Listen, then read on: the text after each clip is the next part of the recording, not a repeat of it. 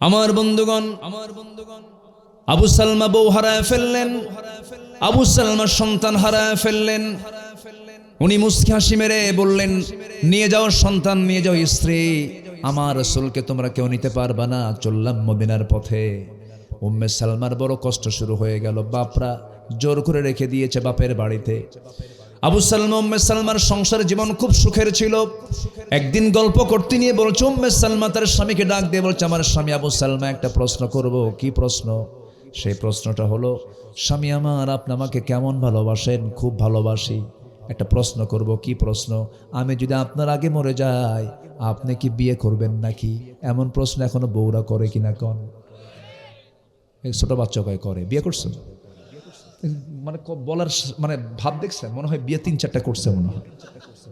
এই যে প্রশ্ন করে, তুমি কি বিয়ে করবা?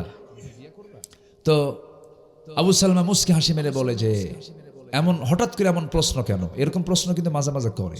মেয়েদের মধ্যে আল্লাহ তাআলা এই কৃপণতাটা দিয়েছেন, ওরা স্বামীর ভাগ কাউকে দিতে। কিন্তু আজকে ধরুন আমার দেশে পুরুষ বেশি না মহিলা বেশি? বলেন, পুরুষ বেশি না মহিলা বেশি? মহিলা 60%, পুরুষ 40%। আর তাহলে 40-40, 80% মিলে গেল, জোড়া জোড়া হয়ে গেল। বাকি 20% কি করবেন? জাতীয় সম্পদ বানায় দিবেন। ইসলাম তো সার্বজনীন একটা দিনের নাম। আল্লাহ জানেন যে এই বিধান রাখতে হবে, নচেত সমাজ ধ্বংস হয়ে যাবে। আল্লাহ জানেন। তো উম্মে সালমার এই কথা শুনে তিনি মুস্কি হাসি মারলেন, বললেন, উম্মে সালমা, তুমি কি বলতে চাও বলো, তুমি যেটা চাবো আমি সেটাই চাবো। উম্মে সালমা সব নারীর মতো সেই কথাই বলে ফেললেন, আমার স্বামী, আল্লাহ আপনার আগে যদি আমার মরণটা দিয়ে দেয়, আমি যদি দুনিয়া থেকে বিদায় হয়ে যাই, আমার জায়গায় দ্বিতীয় কোনো স্ত্রী আপনি গ্রহণ করতে পারবেন না। আবু সালমা মুস্কি হাসি মেরে বললেন, ও আমার স্ত্রী উম্মে সালমা, চিন্তা করো না। এমনটা যদি হয়, তোমার আগে আমারও যদি মরণ না হয়ে তোমারও যদি মরণ হয়ে যায়, বিবাহিত জীবনে আর কোনোদিন আসবো না, আমি জীবনে কোনোদিন বিয়ে করব না। তবে এটার যদি সম্পূর্ণ উল্টা হয়ে যায়, তুমি আগে না মরে যদি আমি আগে মরে যাই, তুমি আমার বউ যদি বিধবা হয়ে যাও, আমি তোমার মতো দোয়া করব না। আমি দোয়া করব, আল্লাহ আমার স্ত্রী যদি পৃথিবীতে বেঁচে থাকে, আমি যদি তার স্বামী আগে দিয়ে দুনিয়া থেকে বিদায় হয়ে যায়, আমার চেয়ে উত্তম স্বামী তুমি আমার উম্মে সালমার জন্য জুটাইয়া দিও। আমার আল্লাহর কাছে আবু সালমার দোয়াটাই বেশি মঞ্জুর হয়ে গেল, সেই দোয়াটাই কবুল হয়ে গেল। আবু সালমাই দোয়া করলেন, সেই দিন এই দোয়াটা আল্লাহর দরবারে মঞ্জুর হয়ে গেছে। শুধু বাস্তবতার সেই পরিবেশটা আসে নাই। ও আবু সালমা চলে গেছেন মদিনায়। 1 বছর পরে উম্মে সালমা করলেন কি, তার সন্তানটাকে লুকায় নিয়া লুকোচুরি করে তিনি মক্কা থেকে বের হলেন, লুকায়া বের হলেন, মদিনা পর্যন্ত চলে গেলেন। ফজরের আজান হলো, নামাজ শুরু হয়ে গেছে। ফজর আজান নামাজের পরে আসসালাতু আলাল মাইয়িত ইয়ারহামুকাল্লাহ, জানাজার ঘোষণা হয়ে গেল। কে মারা গেছে, কার জানাজা হবে? আবু সালমার জানাজা হবে। আবু সালমা দুনিয়া থেকে বিদায় নিয়েছেন। এই আওয়াজটা উম্মে সালমার কানে চলে গেছে। মদিনায় ঢোকার সঙ্গে সঙ্গে আকাশ আসমান যেন তার ভেঙ্গে পড়লো মাথার উপরে। শোকাহত হয়ে পড়ার হারে, 1 বছর যেমন দেখি না স্বামীকে। মদিনায় ঢুকলাম, স্বামী আমার মরে গেল, সন্তানটা এতিম হয়ে গেল। জানাজা সম্পূর্ণ হলো। রাসূলকে বলা হলো, হুজুর উম্মে সালমা মদিনায় চলে আসছে তার সন্তান সহ। আমার নবীজি কেঁদে ফেললেন। কেঁদে কেঁদে বলছেন, আমার সাহাবীরা, উম্মে সালমা কোথায়, তার সন্তানটা কোথায়? তার সামনে গিয়ে দাঁড়ালেন, বলছেন, উম্মে সালমা চিন্তা করো না, তোমার সন্তানটা দেখার দায়িত্ব আমার, কারণ আমি হলাম এতিমদের সর্দার। জোরে কোন সুবহানাল্লাহ। আমি কাঁধে নিয়ে নিলাম।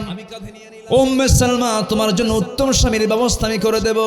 উম্মে সালমা বলছেন, ইয়া রাসূলুল্লাহি, জাগতিক জীবনে স্বামী গ্রহণের কোনো ইচ্ছা আমার নাই, কারণ আমার স্বামীর চেয়ে উত্তম কোনো পুরুষ আমার চোখে আর দ্বিতীয়টাই দুনিয়াতে নাই। সঙ্গে সঙ্গে আল্লাহর পক্ষ থেকে ফয়সালা হয়ে গেল, ইয়া রাসূলুল্লাহি, আবু সালমার দোয়া কবুল হয়ে গেছে। উম্মে সালমার জন্য পৃথিবীতে একজন পুরুষই যথেষ্ট, একজন পুরুষ উপযুক্ত, তিনি হচ্ছেন আপনি মুহাম্মদ সাল্লাল্লাহু আলাইহি ওয়াসাল্লাম। আমার বন্ধুগণ, এই কথা বলার উদ্দেশ্য হলো, এই ইতিহাসটা টানার উদ্দেশ্য হলো, এই দুনিয়াতে যারা ঈমানের পরিচয় দিয়েছেন, সকল কিছুর চাইতে বেশি মহব্বত করেছেন 1 নাম্বার কাকে? আসতে বলবেন না কাকে? নাম্বার 2 হচ্ছে মুহাম্মদ সাল্লাল্লাহু আলাইহি সাল্লাম। রসুলকে মোহাব্বত করতে হবে, রসুলকে খুব কাছে টানতে হবে, কারণ রসুলকে না পেলে পরে আল্লাহকে কখনো পাওয়া যাবে না। আল্লাহকে পাওয়ার শর্ত হলো রসুলকে কাছে টানা, তার ইত্তেবা করা। আমার বন্ধুগণ, রসুলকে ভালোবাসার প্রয়োজন আছে না নাই? আসতে বলবেন না, আছে না নাই? মদিনার মাটিতে মাসখানেক আগে ছিলাম, ঘুরে ফিরে আসলাম, নবীর কবর জিয়ারা করলাম, রাউদাতুম মিন রিয়াদিল জান্নায় গেলাম। একটা ইতিহাস বারবার আমাকে কাঁদাচ্ছিল। একজন বড় ইমাম ছিলেন, ইমাম মালিক রাহমাতুল্লাহ আলাইহি। মদিনায় যতদিন থেকেছেন কোনো দিন তিনি জুতা পায়ে মদিনার মাটিতে হাঁটেন নাই। বল হলে ইমাম মালিক, মদিনার মাটিতে তুমি কেন জুতা পায়ে হাঁটো না?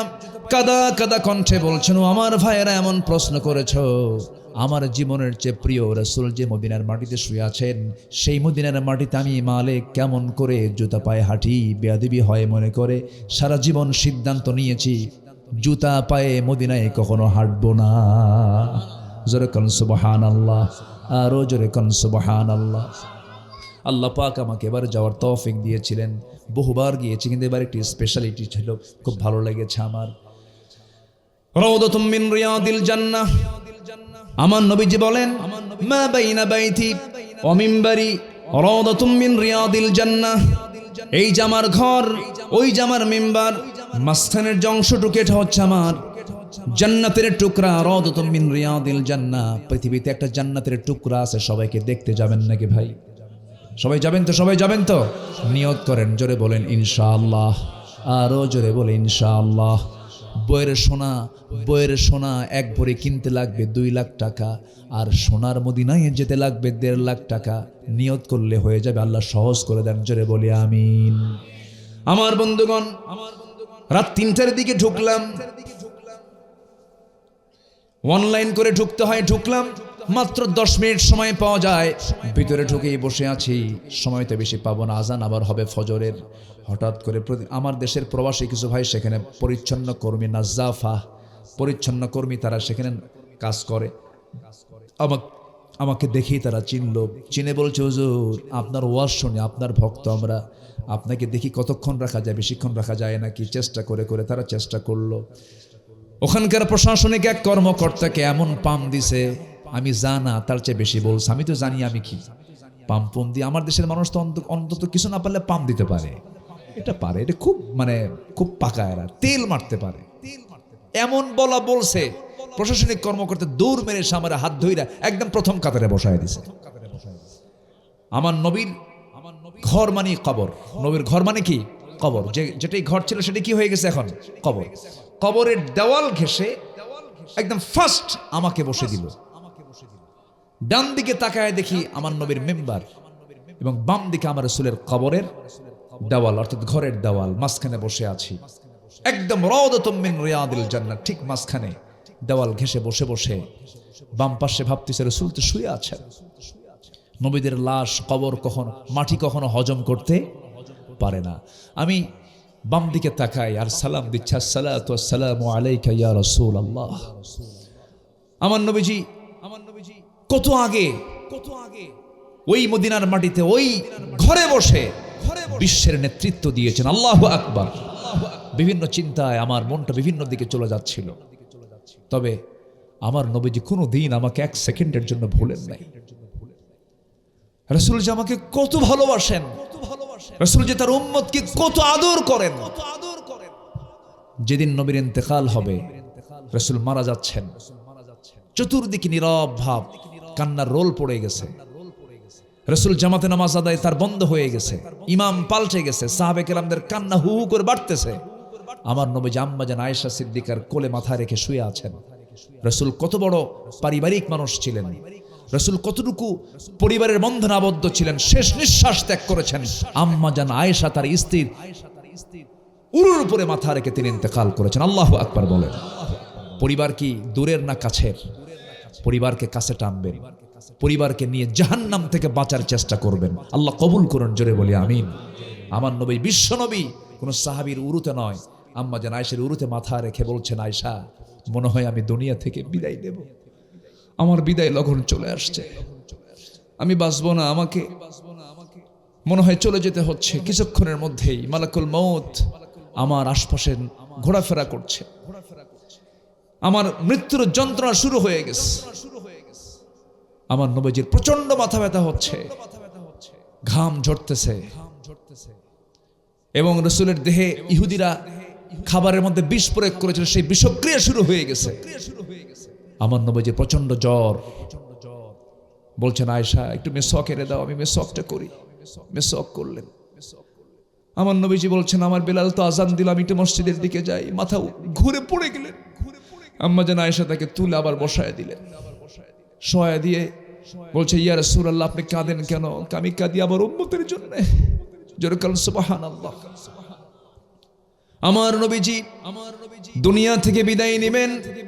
বিদায় নেওয়ার আগ মুহূর্তে রাসূল বলছেন, আয়েশা, আমি তো চলে যাচ্ছি, আমার উম্মতকে একটা কথা জানান দিয়ে দিব, আমি উম্মতকে দারুণ ভালোবাসি, উম্মতরা যেন 5 ওয়াক্ত নামাজ না ছেড়ে দেয়। জোরে বলি সুবহানাল্লাহ। অসহায়ের বুকে যে জন গোপনে করে সওয়ার, দুরুদ পড়ে সুবহে ও শাম, রহমতাল লিল আলামিন। গরিবের আহার দিতেন, নিজে হয়ে ও রোজাদার, নিয়মর ভালোবাসার খাম, রহমতাল লিল আলামিন।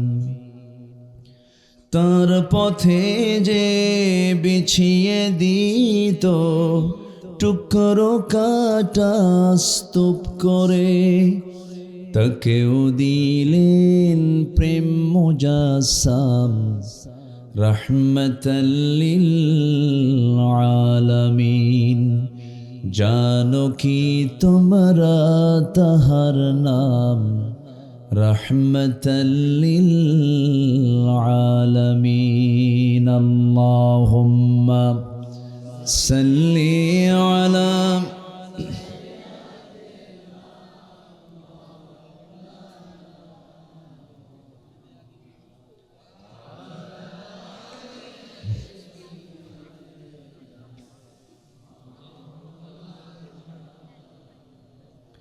সবাই বলুন, বালাগাল উলা বিকামালিহি, কাশাফাত তুজা বিজামালিহি, হাসুনাত জামিউ খিসালিহি, সাল্লু। সিরাজুল মিল্লাত তুমহি, ফখরে দো আলম, দিলবারে মৌলা হো, শরীফুল আম্বিয়া নসখা, কুল আদিয়ান দেগর হো, বলগল উলা كشف التجى بجماله، حسنت جميع خصاله، سلوا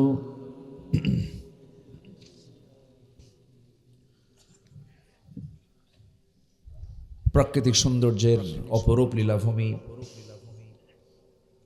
বৃহত্তর পাবনা অঞ্চলের সিরাজগঞ্জ জেলার শাহজাদপুর উপজেলার গাড়াদহ নন্দীপাড়া মাহফিল ইন্তেজামি কমিটি কর্তৃক আয়োজিত 19তম তাফসীরুল কোরআন মাহফিল 2025 জামে মসজিদ প্রাঙ্গণে অনুষ্ঠিত আজকের এই মহৎ আয়োজনের সম্মানিত সুযোগ্য সভাপতি শিক্ষাবিদ মাস্টার এরশাদ আলী, আজকের এই প্রোগ্রামের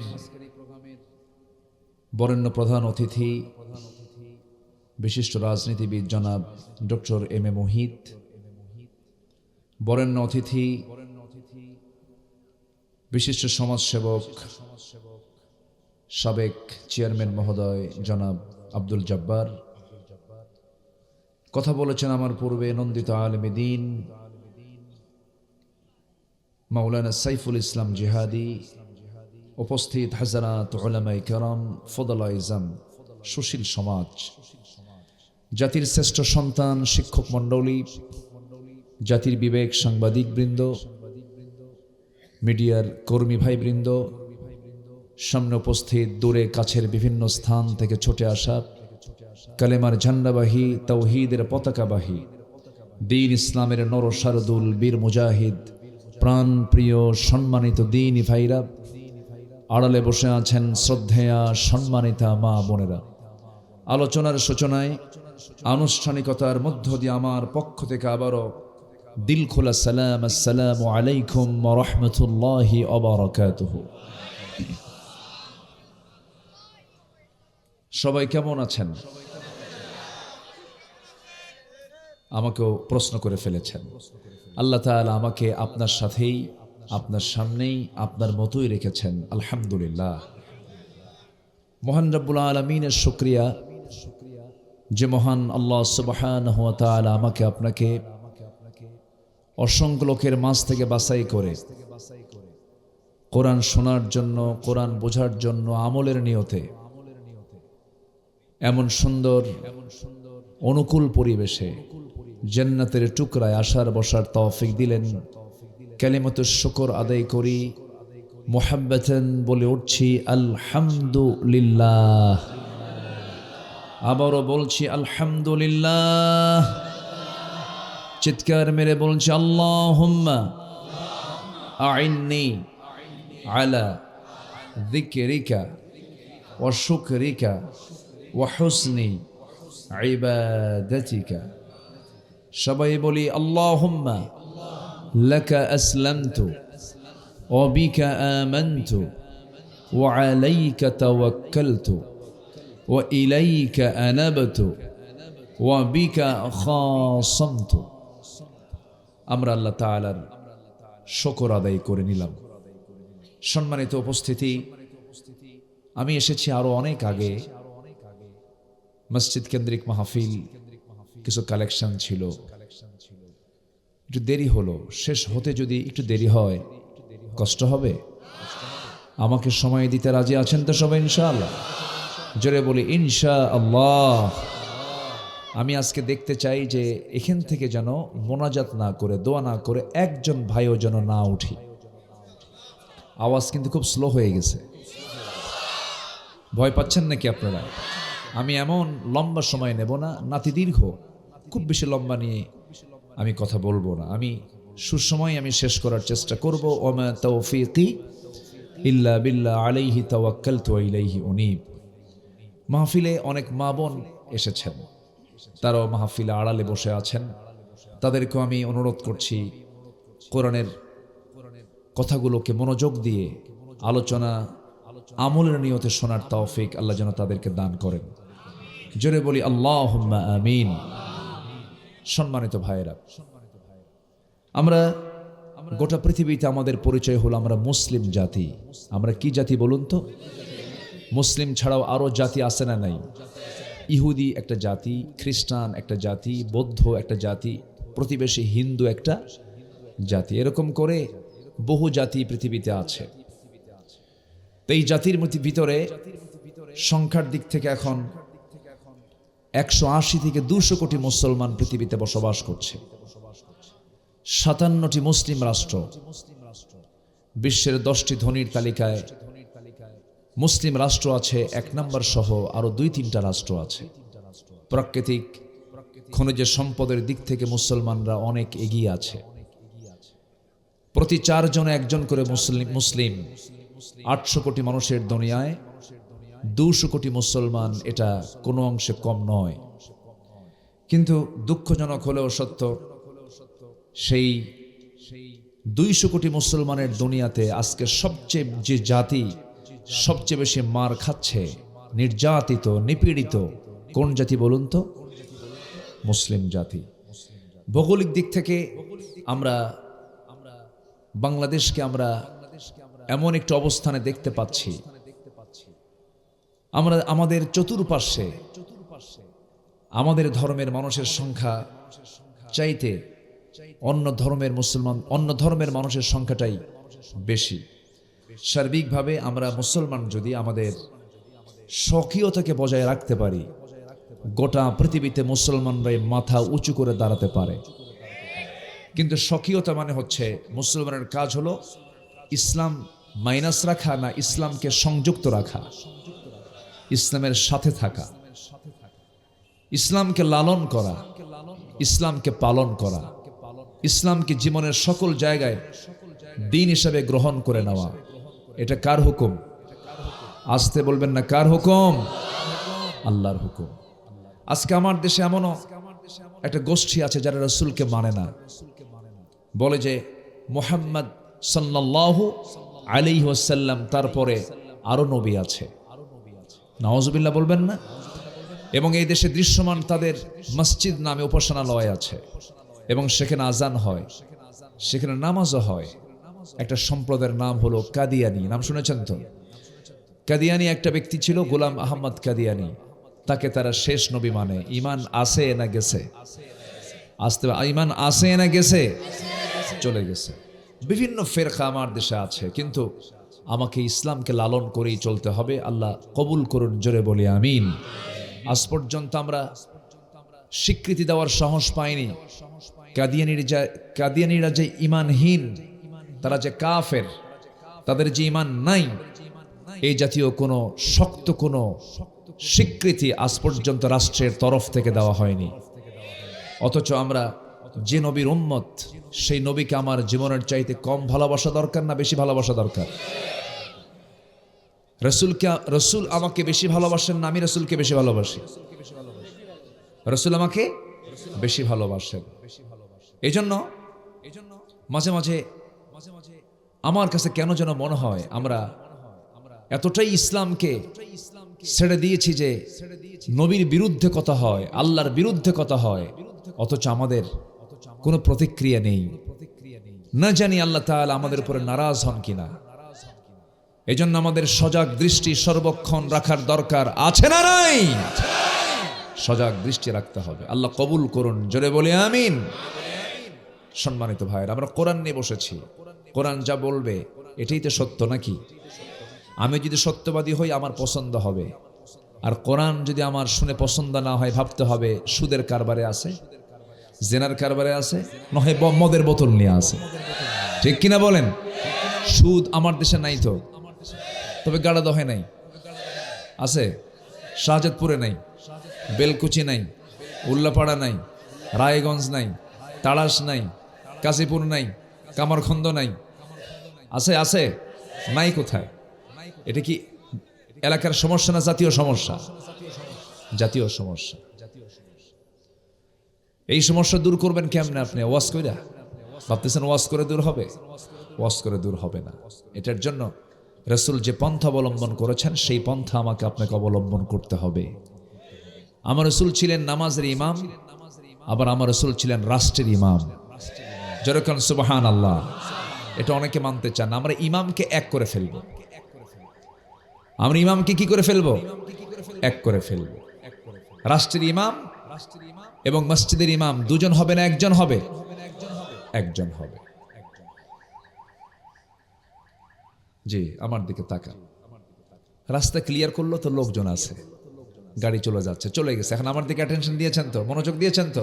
জোরে বলি ইনশাআল্লাহ। জি, সম্মানিত ভাইয়েরা, আমি যেখান থেকে তেলাওয়াত করেছি সেই তেলাওয়াতকৃত সূরাটার নাম হলো সূরাতুল বুরুজ। সূরাতুল বুরুজের শেষ দিকের কিছু আয়াত আমি তেলাওয়াত করেছি। আমরা সফল হওয়ার জন্য বহুদিক দৌড়াই।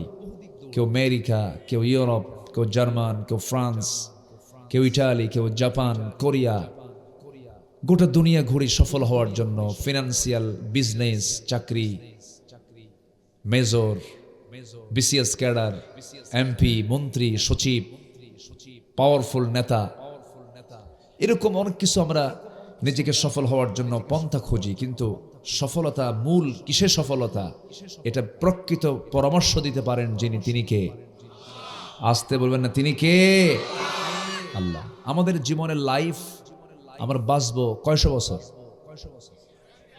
বলেন, যদি বাঁচেনও 100 বছর পরে এখানে কেউ আসি আর আসতে কেউ কি থাকবো মনে হয়? দুই একজন থাকতেও পারেন, কিন্তু ম্যাক্সিমাম চলে যাব আমরা। সফলতা খোঁজার জন্য কারো কাছে যাওয়া লাগবে না, কোরআন বলে দেবে আমার সফলতা কোথায়।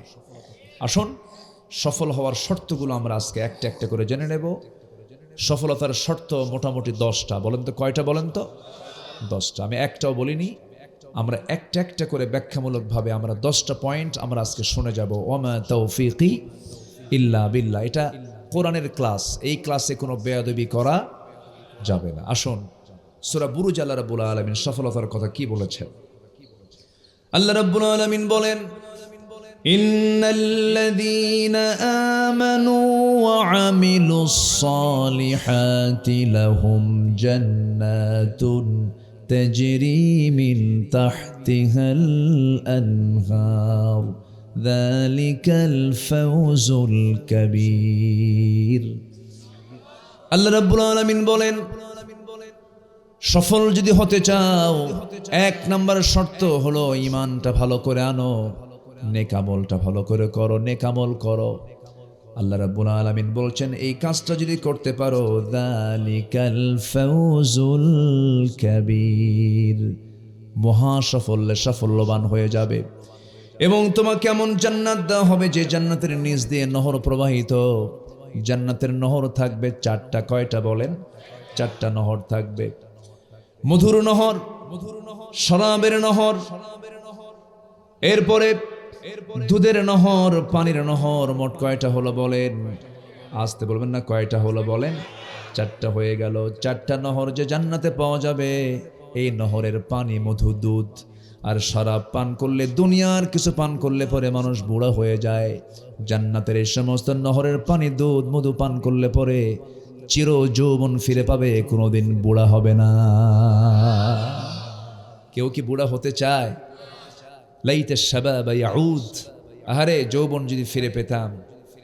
চাচার দাঁত একটাও নাই, কিন্তু বলে না রে বুড়া হতে ইচ্ছা মনে চায় না।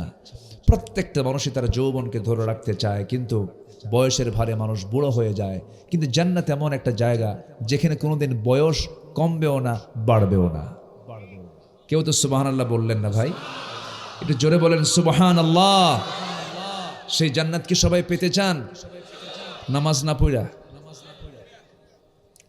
নামাজ পড়তে রাজি আছেন তো? এই জাতির সবচেয়ে বড় সমস্যা কি বলেন? কি পড়ে না? বলেন কি পড়ে না? নামাজটা পড়ে না, সবচেয়ে বড় সমস্যা এটা। কিন্তু এই সমস্যার সমাধানে কেউ এগিয়ে আসে না। কত নেতৃবৃন্দ বলে অন্ন, বস্ত্র, বাসস্থান, শিক্ষা, চিকিৎসার মৌলিক চাহিদা পূরণ করার জন্য আমাদের নেতৃত্বকে সাপোর্ট দিন, কিন্তু কেউ বলে না ভাই জাহান্নাম থেকে বাঁচার জন্য নামাজ কায়েম করেন। 54 বছর হলো পার্লামেন্টে কেউ নামাজের বিল আনতে পারে নাই। জবাব দেবেন আল্লাহর কাছে কেমনে? কি জবাব দেবেন আপনি? কোরআনকে বলুন, কোরআন পার্লামেন্ট আমরা আইন পাশ করব, তুমি বলে দাও কি আইন পাশ করা দরকার। কোরআন তো বলতে পারে না মনে হয়। কোরআন কি বলতে পারে? আল্লাহ রাব্বুল আলামিন বলেন, আল্লাযীনা ইম্মাক্কান্নাহুম ফিল আরদি আকামুস সালাহ ওয়া আতাবুস যাকাতা ওয়া আমারু বিল মা'রুফি ওয়া নাহাউ আনিল মুনকার ওয়ালিল্লাহি আকিবাতুল উমুর। জোরে বলুন আল্লাহু আকবার। দুনিয়ার জিন্দেগিতে আমি যাদেরকে রাষ্ট্র ক্ষমতা দেব, আইন প্রণয়নের ক্ষমতা দেব, 14 দফা লাগবে না, 20 দফা লাগবে না, 19 দফা লাগবে না, শুধু 4টা দফা রাষ্ট্রীয়ভাবে তারা আইন আকারে পাশ করবে। কার পরামর্শ বলেন? বলেন না ভাই, কার পরামর্শ? আমি আব্দুল্লাহ আল আমিন তো বলতে আসিনি, আমার ব্যক্তিগত কোনো কথাও বলতে আসিনি। আমি খুব দরদ দিয়ে কথা বলছি, কেউ মন খারাপ করবেন না। দরদ দিয়ে বলছি ভাই, আমিও আপনিও হাসরে একদিন হাজির হয়ে যাব, আল্লাহর সামনে দাঁড়িয়ে যাব। আল্লাহ সেই দিন আমার সামনে দাঁড়াবেন, আমার বিচার করবেন, আপনারও বিচার করবেন। সেই বিচারের দিন আমরা আল্লাহর সামনে দাঁড়াতে চাই বেইজ্জত হয়ে, না সম্মান নিয়ে? সম্মান নিয়ে যদি দাঁড়াতে চাই সম্মানের পথে আমাকে আপনাকে হাঁটতে হবে। আল্লাহ বলছেন রাষ্ট্রীয় ক্ষমতা যাদেরকে দেব 4টা কাজ তারা করবে। নাম্বার 1 হলো ক্ষমতা পাওয়া মাত্রই তারা নামাজটা কায়েম করবে, কারণ নামাজ কায়েম যদি হয়ে যায় সমাজটা জান্নাতের টুকরা হয়ে যাবে, আর আখিরাতে জান্নাতের দরজার চাবি আল্লাহ পাক তার হাতে তুলে দিবে।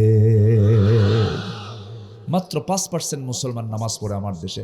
দুঃখে আমার মনটা এতটাই ভরাক্রান্ত হয়ে যায়। আহারে, কত দল আছে আমার দেশে, সব দলের নেতারা যদি এক জায়গায় হয়ে বলতো আসেন ভাই মুসলমান আমরা আগে নামাজটা কায়েম করি, কিন্তু কায়েম করবে কেমনে? নিজেই তো নামাজ পড়ে না, মদের বোতল নিয়ে থাকে, অন্যের বউ নিয়ে শুয়ে থাকে।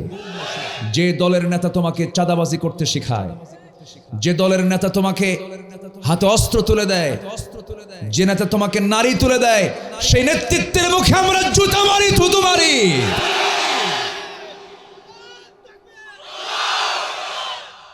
আল্লাহ কবুল করুন। বুঝে জোরে বলি আমিন, আরো জোরে বলি আমিন।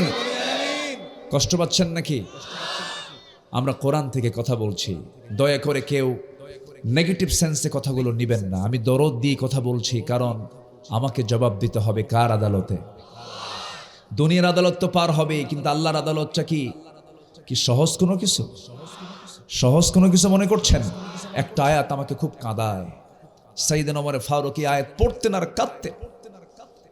সে আয়াতটা হলো, যারা পারেন ঠোঁট মিলিয়ে বলুন, فَمَن يَعْمَلْ مِثْقَالَ ذَرَّةٍ خَيْرًا يَرَهُ وَمَن يَعْمَلْ مِثْقَالَ ذَرَّةٍ شَرًّا يَرَهُ। যে বান্দা যাররা পরিমাণ ভালো কাজ করবে তাও সেদিন সে দেখতে পাবে, আবার যাররা পরিমাণ যে বান্দা মন্দ কাজ করবে তাও সেদিন সে দেখতে পাবে। যাররাটা হলো এমন একটা শব্দের নাম, খালি চোখে দেখা যায় না, এমন কিছুকে যাররা বলা হয়। বান্দার সামনে তার গোটা জীবনের সমস্ত ভিডিও চিত্র সহ সব কিছু তার সামনে ওপেন করে দেওয়া হবে। বান্দা ইকরা কিতাবাকা কাফা বিনাফসিকাল ইয়াওমা আলাইকা হাসিবা। বান্দা তুমি তোমার আমলনামা পড়ো, আজকের বিচার করার জন্য কাউকে লাগবে না, তুমি বান্দা নিজেই যথেষ্ট হয়ে গেছো। এই জন্য সেই বিচার দিবসের মালিকের সামনে আমার হাজিরা দিতে হবে। কোনো ফাঁকিযোগী চলবে না, কোনো ফাঁকিবাজিও চলবে না। সে আল্লাহর সামনে আমার হাজির হতে চাই, বাম হাতের আমলনামা নিয়া না ডান হাতের আমলনামা নিয়া। কোন হাত বলেন? কোন হাত? কোন হাত? ডান হাতের আমলনামা। বাম হাত হলো মদ, জেনা, সুদ, ঘুষ, হিংসা, লোভ, এই সমস্ত কাজগুলো হলো বাম হাতের কাজ।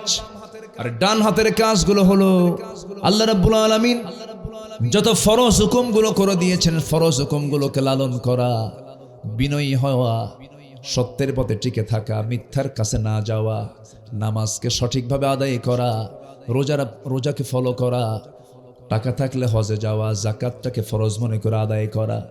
আমার বন্ধুগণ, এবং জমিন আল্লাহর দিন কায়েমের জন্য প্রাণান্তকর প্রচেষ্টা করা। আমার নবীজির দাঁত শেষ জীবনে ঠিক ছিল না, ভেঙ্গে ছিল? বলেন বলেন, ঠিক ছিল না ভেঙ্গে ছিল? শেষ জীবনে কোমরটা ঠিক ছিল না, ভেঙ্গে ছিল? ভেঙ্গে ছিল। নবীজির শেষ জীবনে দুটো দাঁত ভেঙ্গে গেল, কোমরটা হারায় ফেললেন।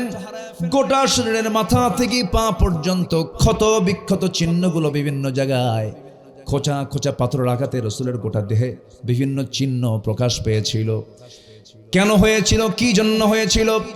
যে নবীর মাথায় সূর্যের তাপ যেন না লাগে, আল্লাহ রাব্বুল আলামিন সূর্যের আলোতে রাসূল যখন হাঁটতেন সেই সময় এক খণ্ড মেঘ সূর্যের নিচে আমার আল্লাহ তাআলা রেখে দিতেন। যে রাসূলের এত সম্মান, মা আমেনা বলেন, আমার শিশু মুহাম্মদ যখন আমার গর্ভে আসে নাই, কূপের পানি তুলতে নিয়ে দড়ি লাগতো, অনেক নিচে পানি থাকতো।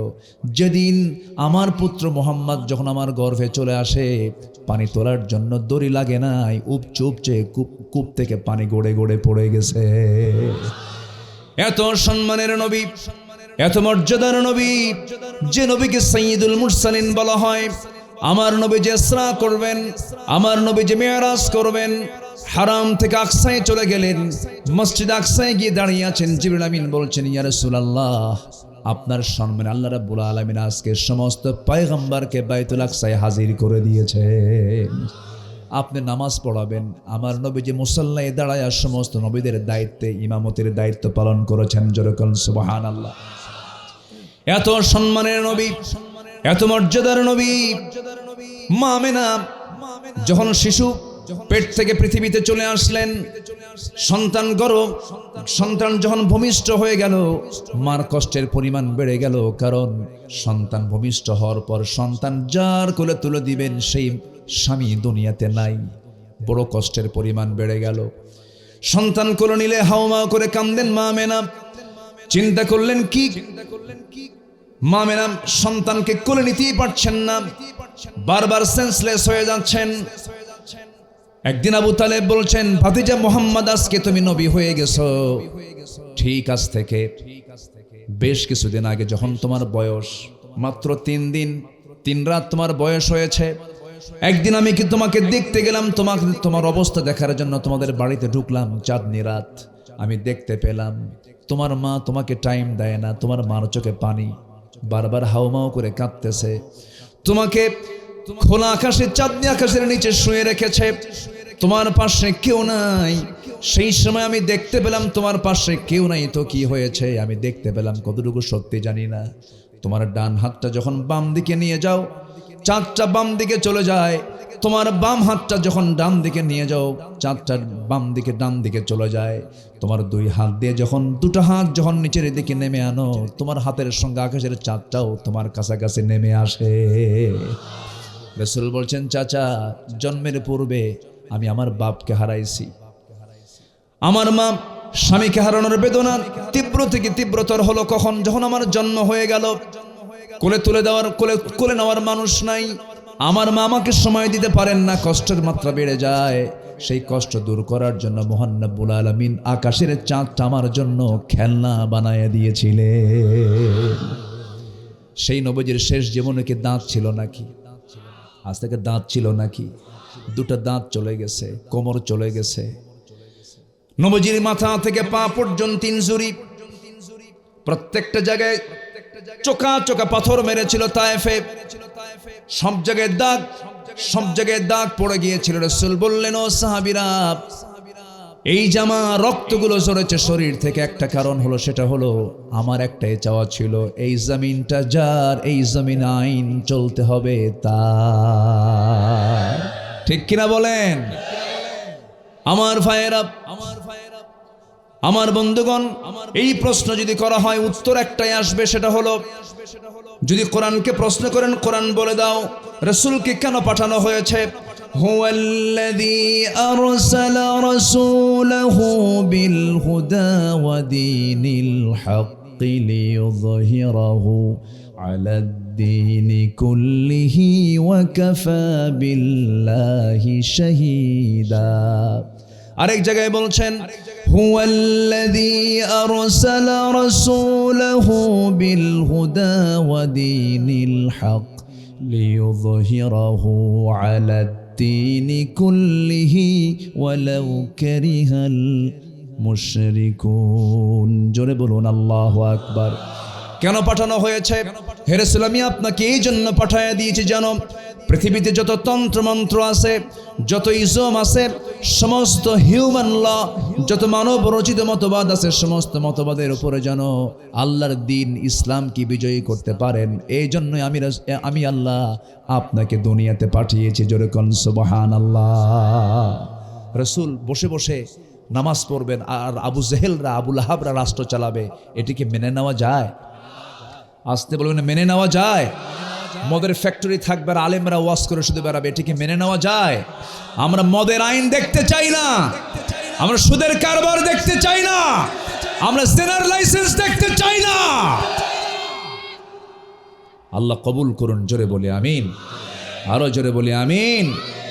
সফল যদি হতে চাই আগে লাগবে ঈমান। কি লাগবে বলেন? বলেন কি লাগবে? এখানে কেউ কি বেঈমান আছেন? কে আছেন হাত তোলেন। বেঈমান কে বলেন? হাত তোলেন। কেউ আছেন? কেউ কিন্তু কয় না আমি বেঈমান, সবাই বলে আমি কি? ঈমানদার। কেউ কি বলতে পারবেন যে পৃথিবীতে একটা লোকের নাম ফেরাউন কেউ নাম রাখছে? আছে কেউ? কিন্তু ফেরাউনের চরিত্র আছে না নাই? এই যে 16 বছর যারা ছিল তাদের কিসের চরিত্র ছিল?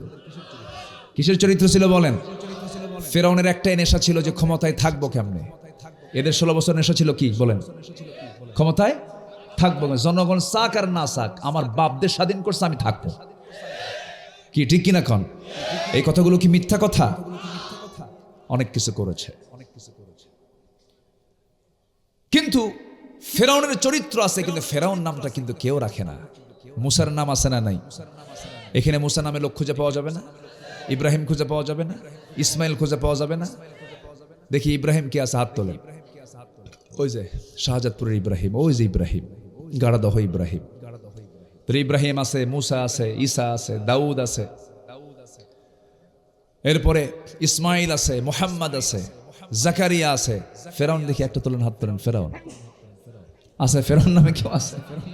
ফেরাউন নামে নাই, হামান নামে নাই। কেন জানেন? এরা ছিল স্বৈরাচার। এরা কি ছিল? কি ছিল? কি ছিল বলেন? স্বৈরাচার। স্বৈরাচারের নাম কেউ রাখে না। নিজে স্বৈরাচার হলেও ওর নাম স্বৈরাচার, মানে ফেরাউন রাখবে, কারণ স্বৈরাচারও স্বৈরাচারকে পছন্দ করে না, মুনাফিকও মুনাফিককে পছন্দ করে না। কত জুলুম করেছে আমাদের উপরে।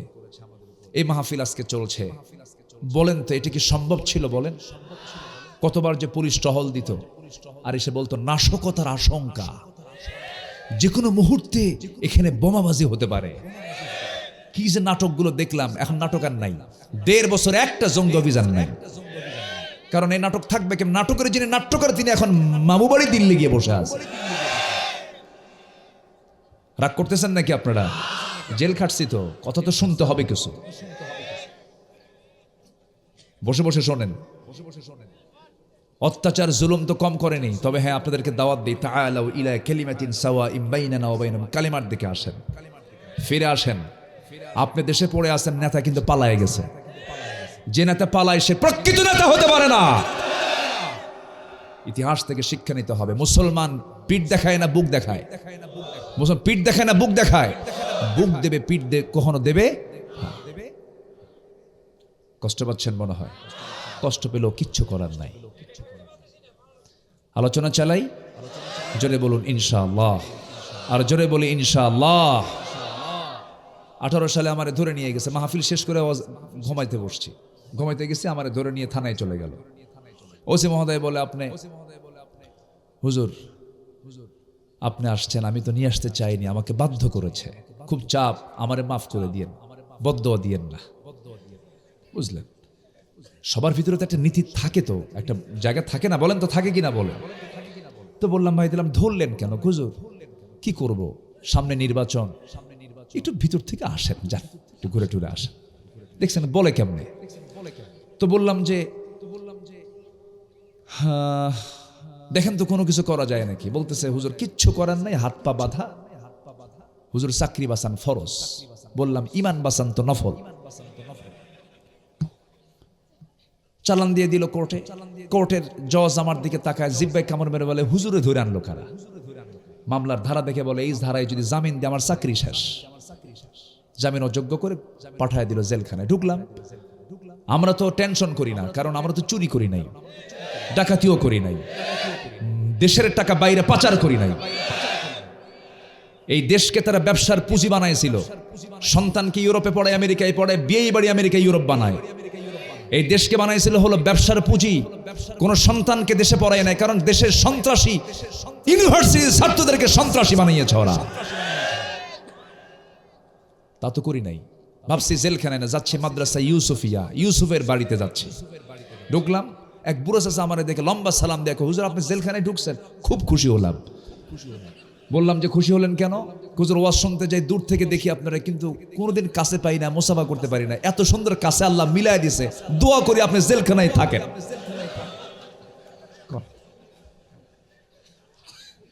তো বললাম যে আপনি কেন জেলখানায় আসছেন? বলতেছে, আমি আসছি হুজুর বোমা হামলা, 80 বছর বয়সের লোকের নামে দিছে। কিসের হামলা? আচ্ছা বন্ধ, ওই বুড়া মানুষ যদি বোমা মারতে যায়, বোমা কি জায়গায় পড়বে না মাথায় পড়বে? এগুলি হয়েছে কেন? শুধুমাত্র তার কারণ হচ্ছে ক্ষমতার লিপ্সা, ক্ষমতার লোভ, অবৈধ চিন্তা, অবৈধ মানসিকতা। এটা থাকা যাবে না। জুলুম করবেন তো সব শেষ হয়ে যাবে। সেটা বইয়ের সঙ্গে হতে পারে, ভাইয়ের সঙ্গে হতে পারে, প্রতিবেশীর সঙ্গে হতে পারে, সমাজের সঙ্গে হতে পারে, কখনো জুলুম করা যাবে। 5 আগস্ট পরবর্তী কিছু হামলা টামলা হয়েছে, অনেকের পুকুর দখল করছে, অনেকের ব্যবসা দখল করে নিয়েছে। এগুলোর সঙ্গে ইসলামের কোনো সম্পর্ক নাই। এগুলো করবেন কেন আপনি? ইসলাম কি এগুলো বলে দিয়েছে? কেন করবেন আপনি? ঠিক না, এগুলো আমরা বাদ দেব। জোরে বলি ইনশাআল্লাহ, আর জোরে বলি ইনশাআল্লাহ। আল্লাহ জুলুমকে বরদাস্ত করেন না। তার ইতিহাসকে শুনলাম না, দেখলাম তো আমরা। কষ্ট পাচ্ছেন আপনারা? ইমানদার কি এগুলো করতে পারে? ইমানদাররা এগুলো করতে পারে না। ইমানদাররা নেক আমল করবে, জিকির করবে কার?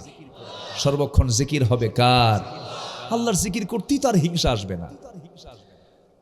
আমার বন্ধুগণ, একটু কান লাগাবেন, মনোযোগ দিয়ে কিছু কথাগুলো শুনবেন। তথ্য নিয়ে একটু কথা বলছি।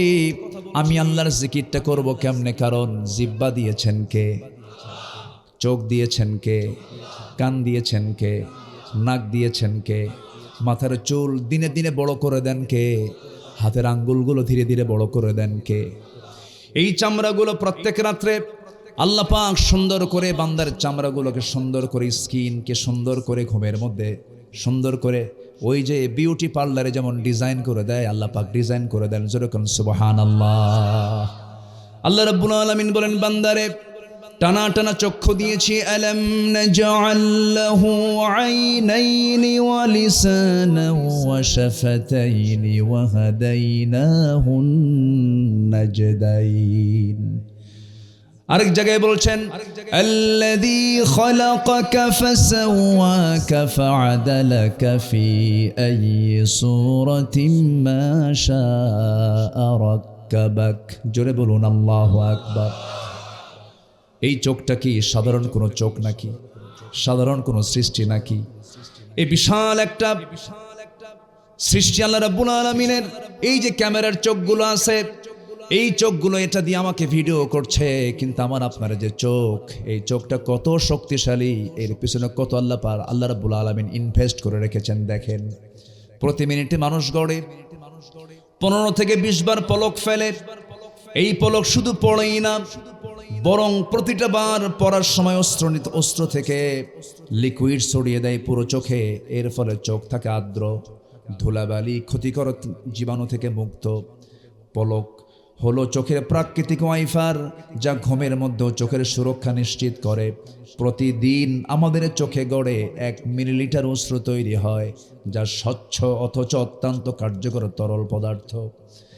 এই অস্ত্রের মধ্যে থাকে লাইসোজাইম নামের এক প্রাকৃতিক অ্যান্টিবায়োটিক, যা চোখকে ব্যাকটেরিয়ার আক্রমণ থেকে রক্ষা করে।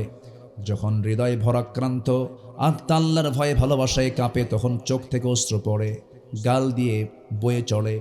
এই অশ্রু আবার চোখের বাইরের অংশে পুষ্টি এবং অক্সিজেন সরবরাহ করে। কারণ কর্নিয়াতে রক্তনালী থাকে না, তাই চোখের জল চোখকে রক্ষা করে শুকিয়ে যাওয়া, ক্ষয়, ব্যাকটেরিয়াল সংক্রমণ থেকে সুবহানাল্লাহ বলা যাবে না। আমাদের 2 চোখে প্রায় 27 কোটি 40 লাখ ফটোরিসেপ্টর নামক নিয়োজিত শ্রমিক আল্লাহর হুকুমে কাজ করে যাচ্ছে। আমার আপনার চোখে যখন আলো আপনার চোখে গিয়ে পড়ছে, যখন ফটোরিসেপ্টর কাছে চলে যাচ্ছে, তখন ফটোরিসেপ্টর এটাকে প্রসেসিং করে আপনার অপটিক নার্ভে পৌঁছে দিচ্ছে। সেখান থেকে ইলেকট্রিক ইম্প্যালেন্সের মাধ্যমে সেটা আমাদের ব্রেইনের অক্সিপিটাল ল্যাবে চলে যাচ্ছে। ফলে আমরা দেখতে পাচ্ছি। এই যে অপটিক নার্ভের কথা শুনলাম, আমরা শুধুমাত্র এখানেই 7 থেকে 70 লাখ তারের মতো ফাইবার রেখেছেন আমার চোখের মধ্যে মহান রাব্বুল আলামিন। যেরকম সুবহানাল্লাহ। এখানেই শেষ নয়, যেখানে আধুনিক এই সব উন্নত Canon USR5, Canon US5, Sony, এই সমস্ত যে ক্যামেরাগুলো আছে সর্বোচ্চ 100 মেগাপিক্সেল পর্যন্ত পৌঁছায়। সেখানে মানুষের চোখের রেজুলেশন প্রায় 576 মেগাপিক্সেল। আল্লাহু আকবার বলবেন না? 100 কোথায় আর 576 কোথায়? আল্লাহু আকবার বলেন। এই চোখের দৃষ্টিসীমা প্রায় 200 ডিগ্রি পর্যন্ত বিস্তৃত। এই চোখ প্রায় 1 কোটি ভিন্ন ভিন্ন রং চিনতে পারে। মানব জাতি যেসব রং নামই জানে না, চোখই চেনে, চোখও চেনে না, অথচ আল্লাহ রাব্বুল আলামিন প্রত্যেকটা চোখের ভিতরে 1 কোটি রং চেনার ক্ষমতা দিয়ে দিয়েছে। জোরে বলে সুবহানাল্লাহ। কার দেওয়া? আসতে বলবেন না, কার দেওয়া? এই চোখ আল্লাহ পাক রেখেছেন শুকনায় না পানিতে? বলেন, শুকনায় না পানিতে? পানিতে রেখে দিয়েছেন, ভিজা রেখে দিয়েছেন। শুকনা সেই ভেজা পানিটা মিঠা না লবণ? বলেন, মিঠা না লবণ? লবণ পানি দিয়েছেন। কেন? যেন বান্দার চোখে যেন কোনো জীবাণু না ঢুকতে পারে। আল্লাহু আকবার বলেন। কার অবদান? আসতে বলবেন না, কার অবদান? আল্লাহর অবদান। শুধু আল্লাহ তাআলা মানুষকে দেখেন না, সকল প্রাণীকেও দেখেন, সকল প্রাণীকে দেখেন। দেখুন কোথায় সাইপ্রাস, কোথায় সাইবেরিয়ান দ্বীপপুঞ্জ, সেই কোথায় 40,000 মাইল দূরের সেই সমস্ত পাখিগুলো, যে পাখিগুলো তাপমাত্রা 0 থেকে -20 যখন চলে আসে, ওই পাখিগুলো মরে যাবে। আল্লাহ বলেন, ও পাখিগুলো, তোরা তো মরে যাবে, তোরা আমার আরেক জমিনে চলে যা, বাংলাদেশে চলে যা। সুবহানাল্লাহ বলবেন না? পাখির রবকে আসতে বলেন, পাখির রবকে। তাহলে আল্লাহ আমাকেও চালান, পাখিকেও চালান। এই পরিযায়ী পাখিগুলো কেমন করে 40,000 কিলোমিটার দূর থেকে সে আমার দেশে কেমনে আসে? আমরা অতিথি পাখিগুলো খাই না, মাঝে মাঝে ধরে ধরে খাই না? ওগুলোকে এই দেশের এসেছে সেই সাইবেরিয়ান দ্বীপপুঞ্জ থেকে, সাইপ্রাস থেকে, এই 40-50 হাজার মাইল দূর থেকে সে কেমনে আসলো? ওর তো পাসপোর্ট আছে মনে হয়, নাকি? পাসপোর্ট আছে? কোনো ইমিগ্রেশন ক্রস করা লাগে? কোনো ফিঙ্গারপ্রিন্ট লাগে? কোনো আই প্রিন্ট লাগে? সে আসে কেমনে বলেন? আল্লাহ তাআলা তার মাথার ভিতরে আল্লাহ তাআলা একটা সূক্ষ্ম জিপিআরএস দিয়ে দিয়েছেন, কম্পাস দিয়ে দিয়েছেন। আরো সহজ হবে, আমার দেশের সবার বাড়িতে বাড়িতে কবুতর আছে, 50 মাইল দূরে বিক্রি করে আসেন, আবার আপনার বাড়ি ফিরে আসে। ও আসে কেমনে? কোন আপনি তো চিনবেন না, কেমনে আসে? আল্লাহ তাআলা ওর প্রত্যেকটা প্রাণীর, ওই সমস্ত প্রাণীর মাথার ভিতরে একটা জিপিআরএস ট্র্যাকিং দিয়ে দিয়েছেন। ওই কম্পাস দেখে দেখে সোজা আসে, চলে আসে সোজা তার গন্তব্যে। আল্লাহু আকবার বলেন। যেদিন ওই 40,000 কিলোমিটার দূর থেকে পাখিটা এই দেশে চলে এসেছে, সেই দিনে তার রাস্তা চেনা হয়ে গেছে। ওই ট্রেকিং করেই সে তার গন্তব্যে চলে যায়। কার ক্ষমতা? আসতে বলবেন না, কার ক্ষমতা? আজকে এই প্রাণীগুলোকে রিসার্চ করে বিজ্ঞান বলছে, বার্ড সাইডিং গন্তব্যে পৌঁছাতে যে সূর্যের অবস্থান তারকা চিহ্ন স্থলভাগের দৃষ্টান্তই নয়, বরং পরিযায়ী পাখির চোখে রেটিনায় মহান রব্বুল আলামিন ক্রিপ্টোক্রম নামে এক আশ্চর্য প্রোটিন দিয়েছেন, যার সাহায্যে পৃথিবীর চৌম্বক ক্ষেত্র পর্যন্ত তারা শনাক্ত করতে পারে। এই জন্য আশ্চর্য এক অদৃশ্য জিপিএস বিজ্ঞানীরা যখন পরিযায়ী পাখিদের বন্দী করে, কৃত্রিমভাবে চৌম্বক ক্ষেত্রের দিকটা উল্টাপাল্টা করে দেয়, অবিশ্বাস্যভাবে পাখিরাও সাথে সাথে তাদের গতিপথ পরিবর্তন করে তাদের নিজ গন্তব্যের দিকে চলে যায়। যেরকম সুবহানাল্লাহ। কে চালান? আসতে বলুন, কে চালান? আজকের যত বিজ্ঞান উন্নত হয়েছে, সব এই সমস্ত প্রাণীকুলগুলোকে রিসার্চ করা হয়েছে। বিজ্ঞান, এই যে বিমানে চড়ে মানুষ, আচ্ছা বিমান এখন পৃথিবীতে পাখি বেশি ওড়ে না মানুষ বেশি ওড়ে? মানুষ বেশি ওড়ে। তবে একটা পাখি আছে ফ্যালকন, পেরেগ্রিন ফ্যালকন নামে একটা পাখি আছে। এই জমিনের বুকে আল্লাহ তাআলার একটা অপরূপ সৃষ্টি। একটা চিতাবাঘের গতি হলো ঘন্টায় 112 কিলোমিটার, 112 কিলোমিটার। আর একটা ফ্যালকন, একটা পেরেগ্রিন ফ্যালকনের ঘন্টার গতিসীমা হলো 400 কিলোমিটার। কেউ তো সুবহানাল্লাহ বললেন না। ঘন্টায় কত কিলোমিটার বলেন? 400 কিলোমিটার। মানে কি? আপনি দেখতে পাবেন না, তো মুহূর্তের মধ্যেই নাই, ঘন্টায় 400 কিলোমিটার বেগে সে চলে। ছো মেরে সে তার শিকারি তুলে নিয়ে চলে যায়, টেরি পাওয়া যায় না। তাহলে এখন দেখেন, 400 কিলোমিটার বেগে যদি চলে, তার কে লাঞ্চ নাই? ফুসফুস তো অবশ্যই আছে, নাক অবশ্যই আছে। তো নাকের ভিতরে যদি ওই পরিমাণে বাতাস ঢুকে যায়, লাঞ্চ থাকবে না, ব্লাস্ট হবে, ব্লাস্ট হয়ে যাবে। কিন্তু আল্লাহ রাব্বুল আলামিন ওই পেরেগ্রিন ফ্যালকনের নাকের ঠিক বরাবর একটু নিচের দিকে একটা ট্যাপ লাগায় দিয়েছেন, শক্ত হাড়ের ট্যাপ।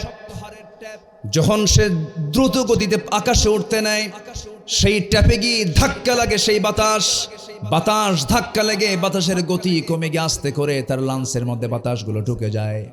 আজকে এই পাখির ওই ট্যাপকে ফলো করে, ওই হার্ড ট্যাপকে ফলো করে বিমান আবিষ্কার হয়েছে। যেরকম সুবহানাল্লাহ, আল্লাহু আকবার বলেন।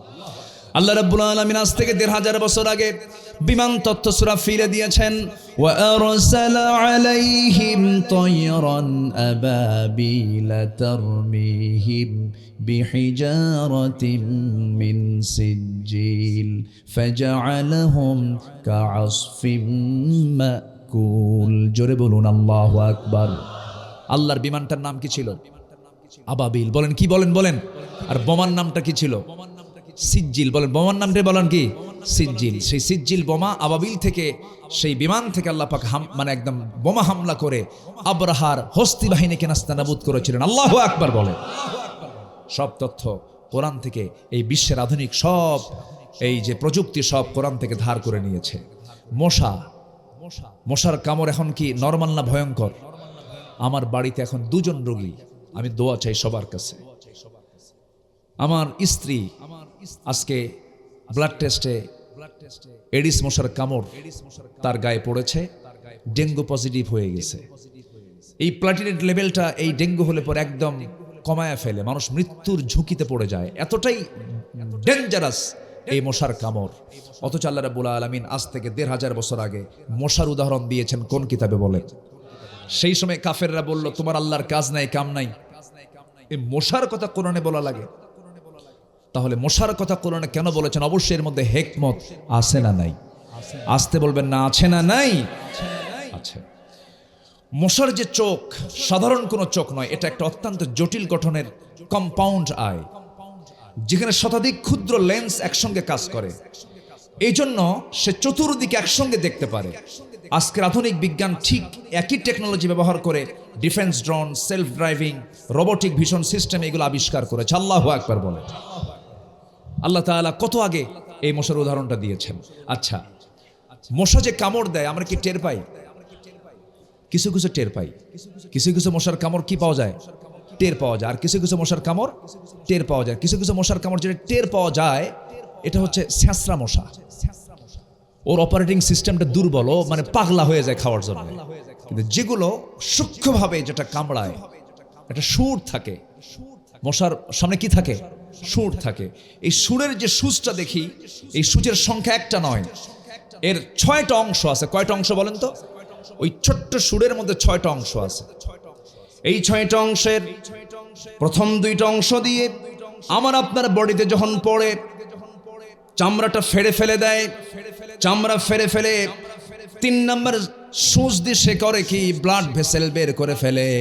ব্লাড ভেসেল বের করে এরপরে পরের যার একটা অংশ আছে এটা দিয়া আমার দেহের মধ্যে ঢুকায় দিয়া সে কেমিক্যাল ইউজ করে, অ্যানেস্থেসিয়া করে অজ্ঞান করে ফেলে, যেন এই বান্দা যেন আমি কামড়াচ্ছি যেন টের না পায়। টের পাইলেই তো, কথা বোঝেন নাই? টের পাইলে কি আমার জীবন চলে যাবে। অ্যানেস্থেসিয়া করে অজ্ঞান করে এরপরে সেখান থেকে রক্তগুলো শুষে নেয়। আজকের যেই গবেষণা, আজকের যে বিজ্ঞান এটা প্রমাণ করেছে, বের করেছে, এই শুধু মশার এই সুরকে গবেষণা করে আজকে জটিল নিখুঁত ডিজাইন থেকে অনুপ্রাণিত আধুনিক বিজ্ঞানীরা তৈরি করেছে মস্কিটো ইন্সপায়ার্ড সিরিঞ্জ তৈরি করেছে আজকে মশার সেই সুর থেকে। আল্লাহু আকবার বলা যাবে না।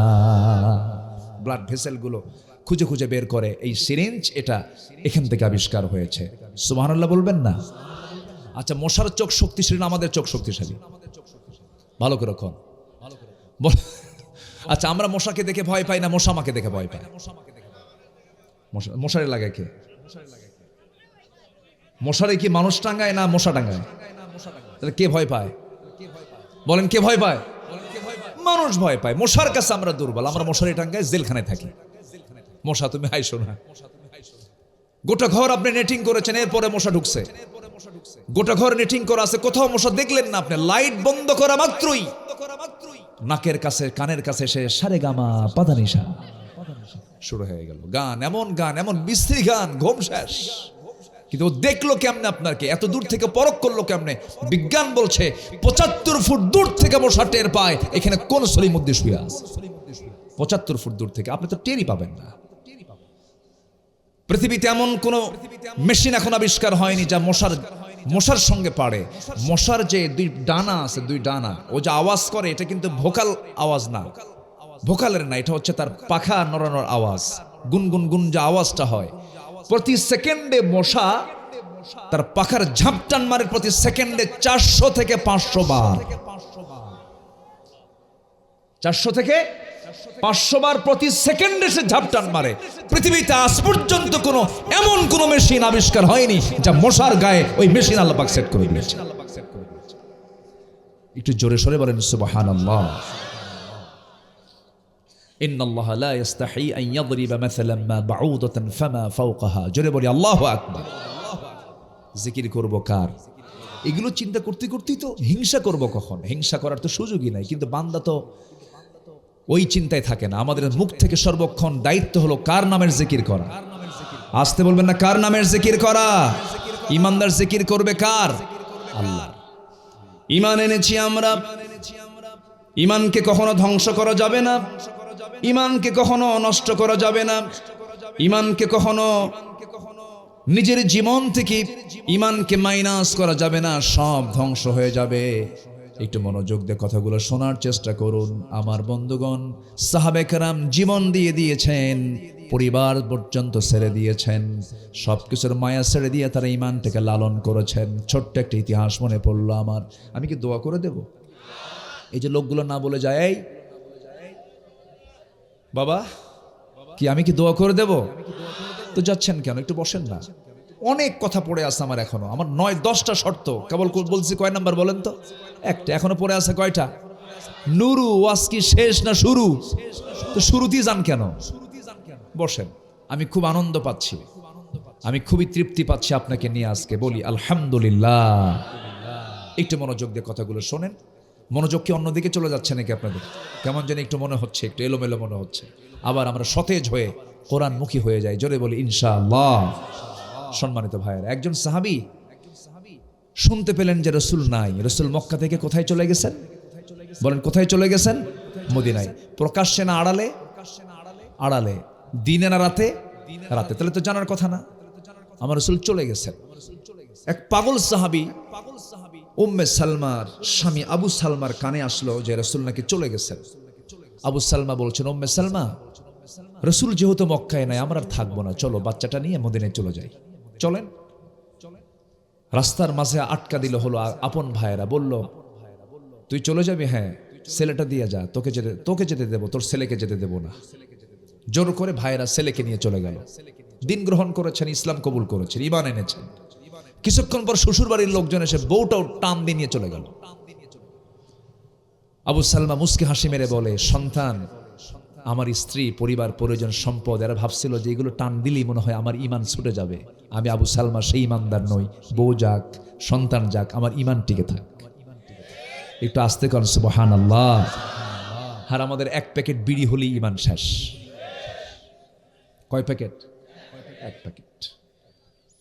আমার বন্ধুগণ, আবু সালমা বউ হারায় ফেললেন, আবু সালমার সন্তান হারায় ফেললেন। উনি মুস্কি হাসি মেরে বললেন, নিয়ে যাও সন্তান, নিয়ে যাও স্ত্রী, আমার রাসূলকে তোমরা কেউ নিতে পারবা না। চললাম মদিনার পথে। উম্মে সালমার বড় কষ্ট শুরু হয়ে গেল। বাপরা জোর করে রেখে দিয়েছে বাপের বাড়িতে। আবু সালমা, উম্মে সালমার সংসার জীবন খুব সুখের ছিল। একদিন গল্প করতে নিয়ে বলছে, উম্মে সালমা তার স্বামীকে ডাক দিয়ে বলছে, আমার স্বামী আবু সালমা, একটা প্রশ্ন করব। কি প্রশ্ন? সেই প্রশ্নটা হলো, স্বামী আমার, আপনি আমাকে কেমন ভালোবাসেন? খুব ভালোবাসি। একটা প্রশ্ন করব। কি প্রশ্ন? আমি যদি আপনার আগে মরে যাই, আপনি কি বিয়ে করবেন নাকি? এমন প্রশ্ন এখনো বউরা করে কিনা কন? ছোট বাচ্চা করে, বিয়ে করছেন? মানে বলার মানে ভাব দেখছেন, মনে হয় বিয়ে 3-4টা করছে মনে হয়।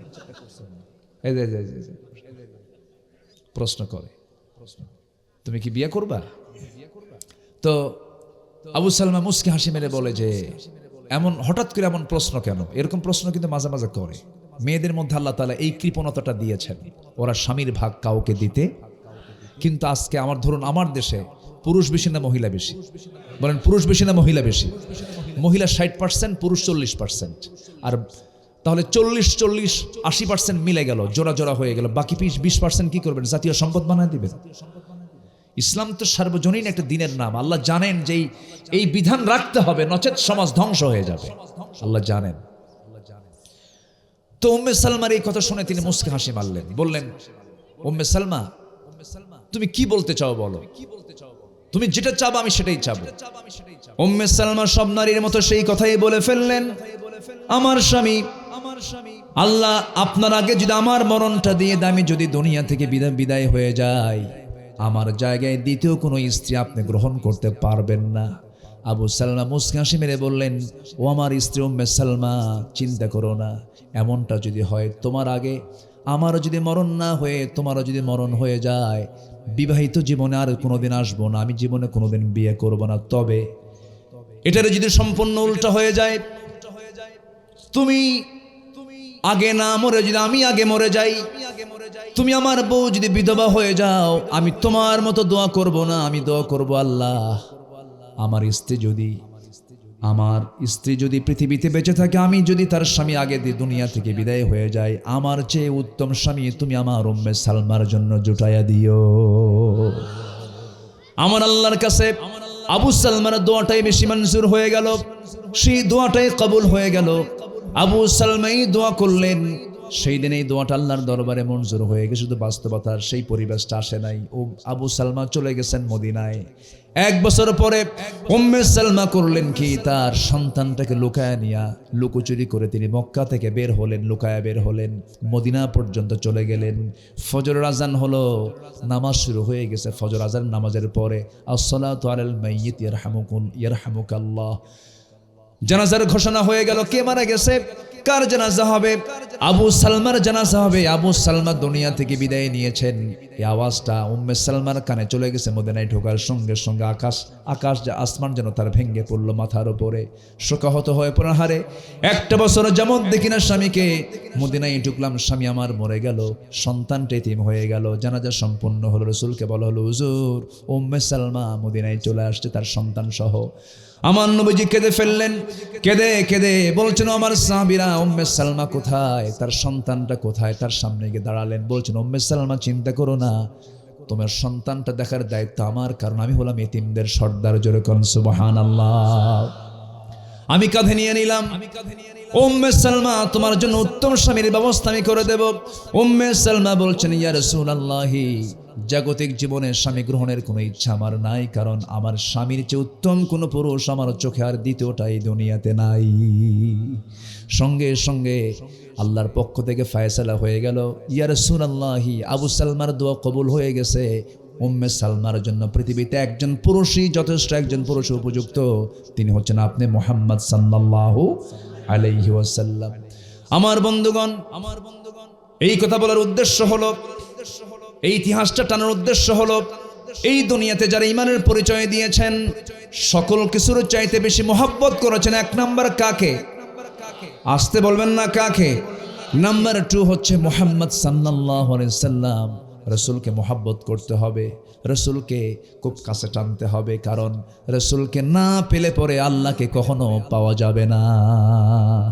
আল্লাহকে পাওয়ার শর্ত হলো রাসূলকে কাছে টানা, তার ইত্তেবা করা।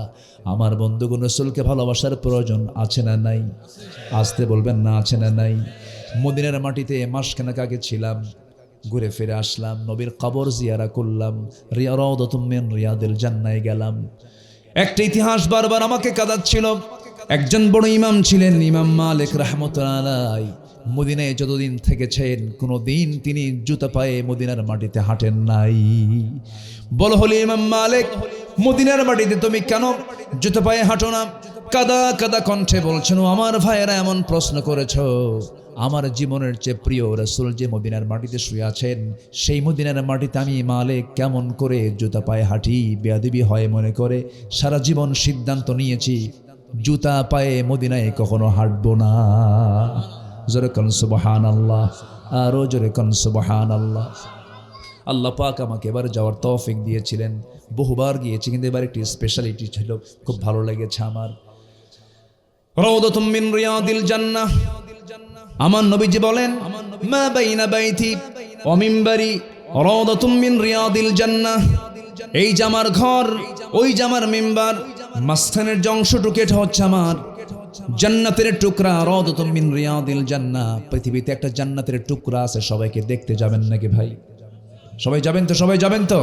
নিয়ত করেন, জোরে বলেন ইনশাআল্লাহ, আরো জোরে বলেন ইনশাআল্লাহ।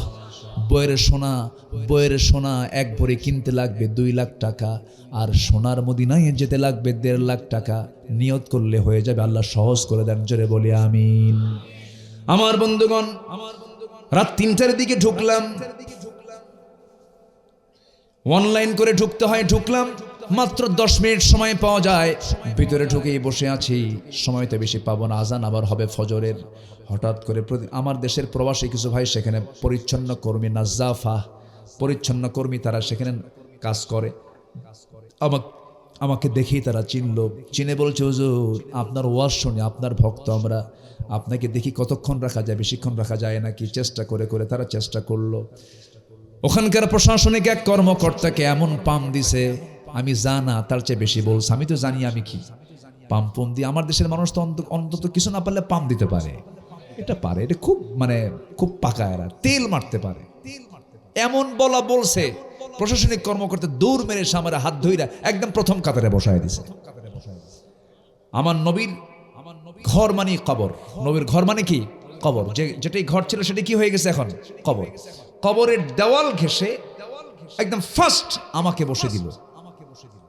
ডান দিকে তাকায় দেখি আমার নবীর মেম্বার, এবং বাম দিকে আমার রাসূলের কবরের দেওয়াল, অর্থাৎ ঘরের দেওয়াল, মাঝখানে বসে আছি, একদম রাউদাতুম মিন রিয়াদিল জান্নাহ, ঠিক মাঝখানে দেওয়াল ঘেঁষে বসে বাম পাশে ভাবতেছে রাসূল তো শুয়ে আছেন। নবীদের লাশ, কবর মাটি কখনো হজম করতে পারে না। আমি বাম দিকে তাকাই আর সালাম দিচ্ছি, আসসালাতু ওয়াসসালামু আলাইকা ইয়া রাসূলুল্লাহ। আমার নবীজি কত আগে ওই মদিনার মাটিতে ওই ঘরে বসে বিশ্বের নেতৃত্ব দিয়েছেন। আল্লাহু আকবার। বিভিন্ন চিন্তায় আমার মনটা বিভিন্ন দিকে চলে যাচ্ছিল, তবে আমার নবীজি কোনো দিন আমাকে 1 সেকেন্ডের জন্য ভুলেন নাই। রাসূল যে আমাকে কত ভালোবাসেন, রাসূল যে তার উম্মতকে কত আদর করেন। যেদিন নবীর ইন্তেকাল হবে, রাসূল মারা যাচ্ছেন, চতুর্দিকে নীরব ভাব, কান্নার রোল পড়ে গেছে। রাসূল জামাতে নামাজ আদায় তার বন্ধ হয়ে গেছে, ইমাম পাল্টে গেছে, সাহাবে কেরামদের কান্না হু হু করে বাড়তেছে।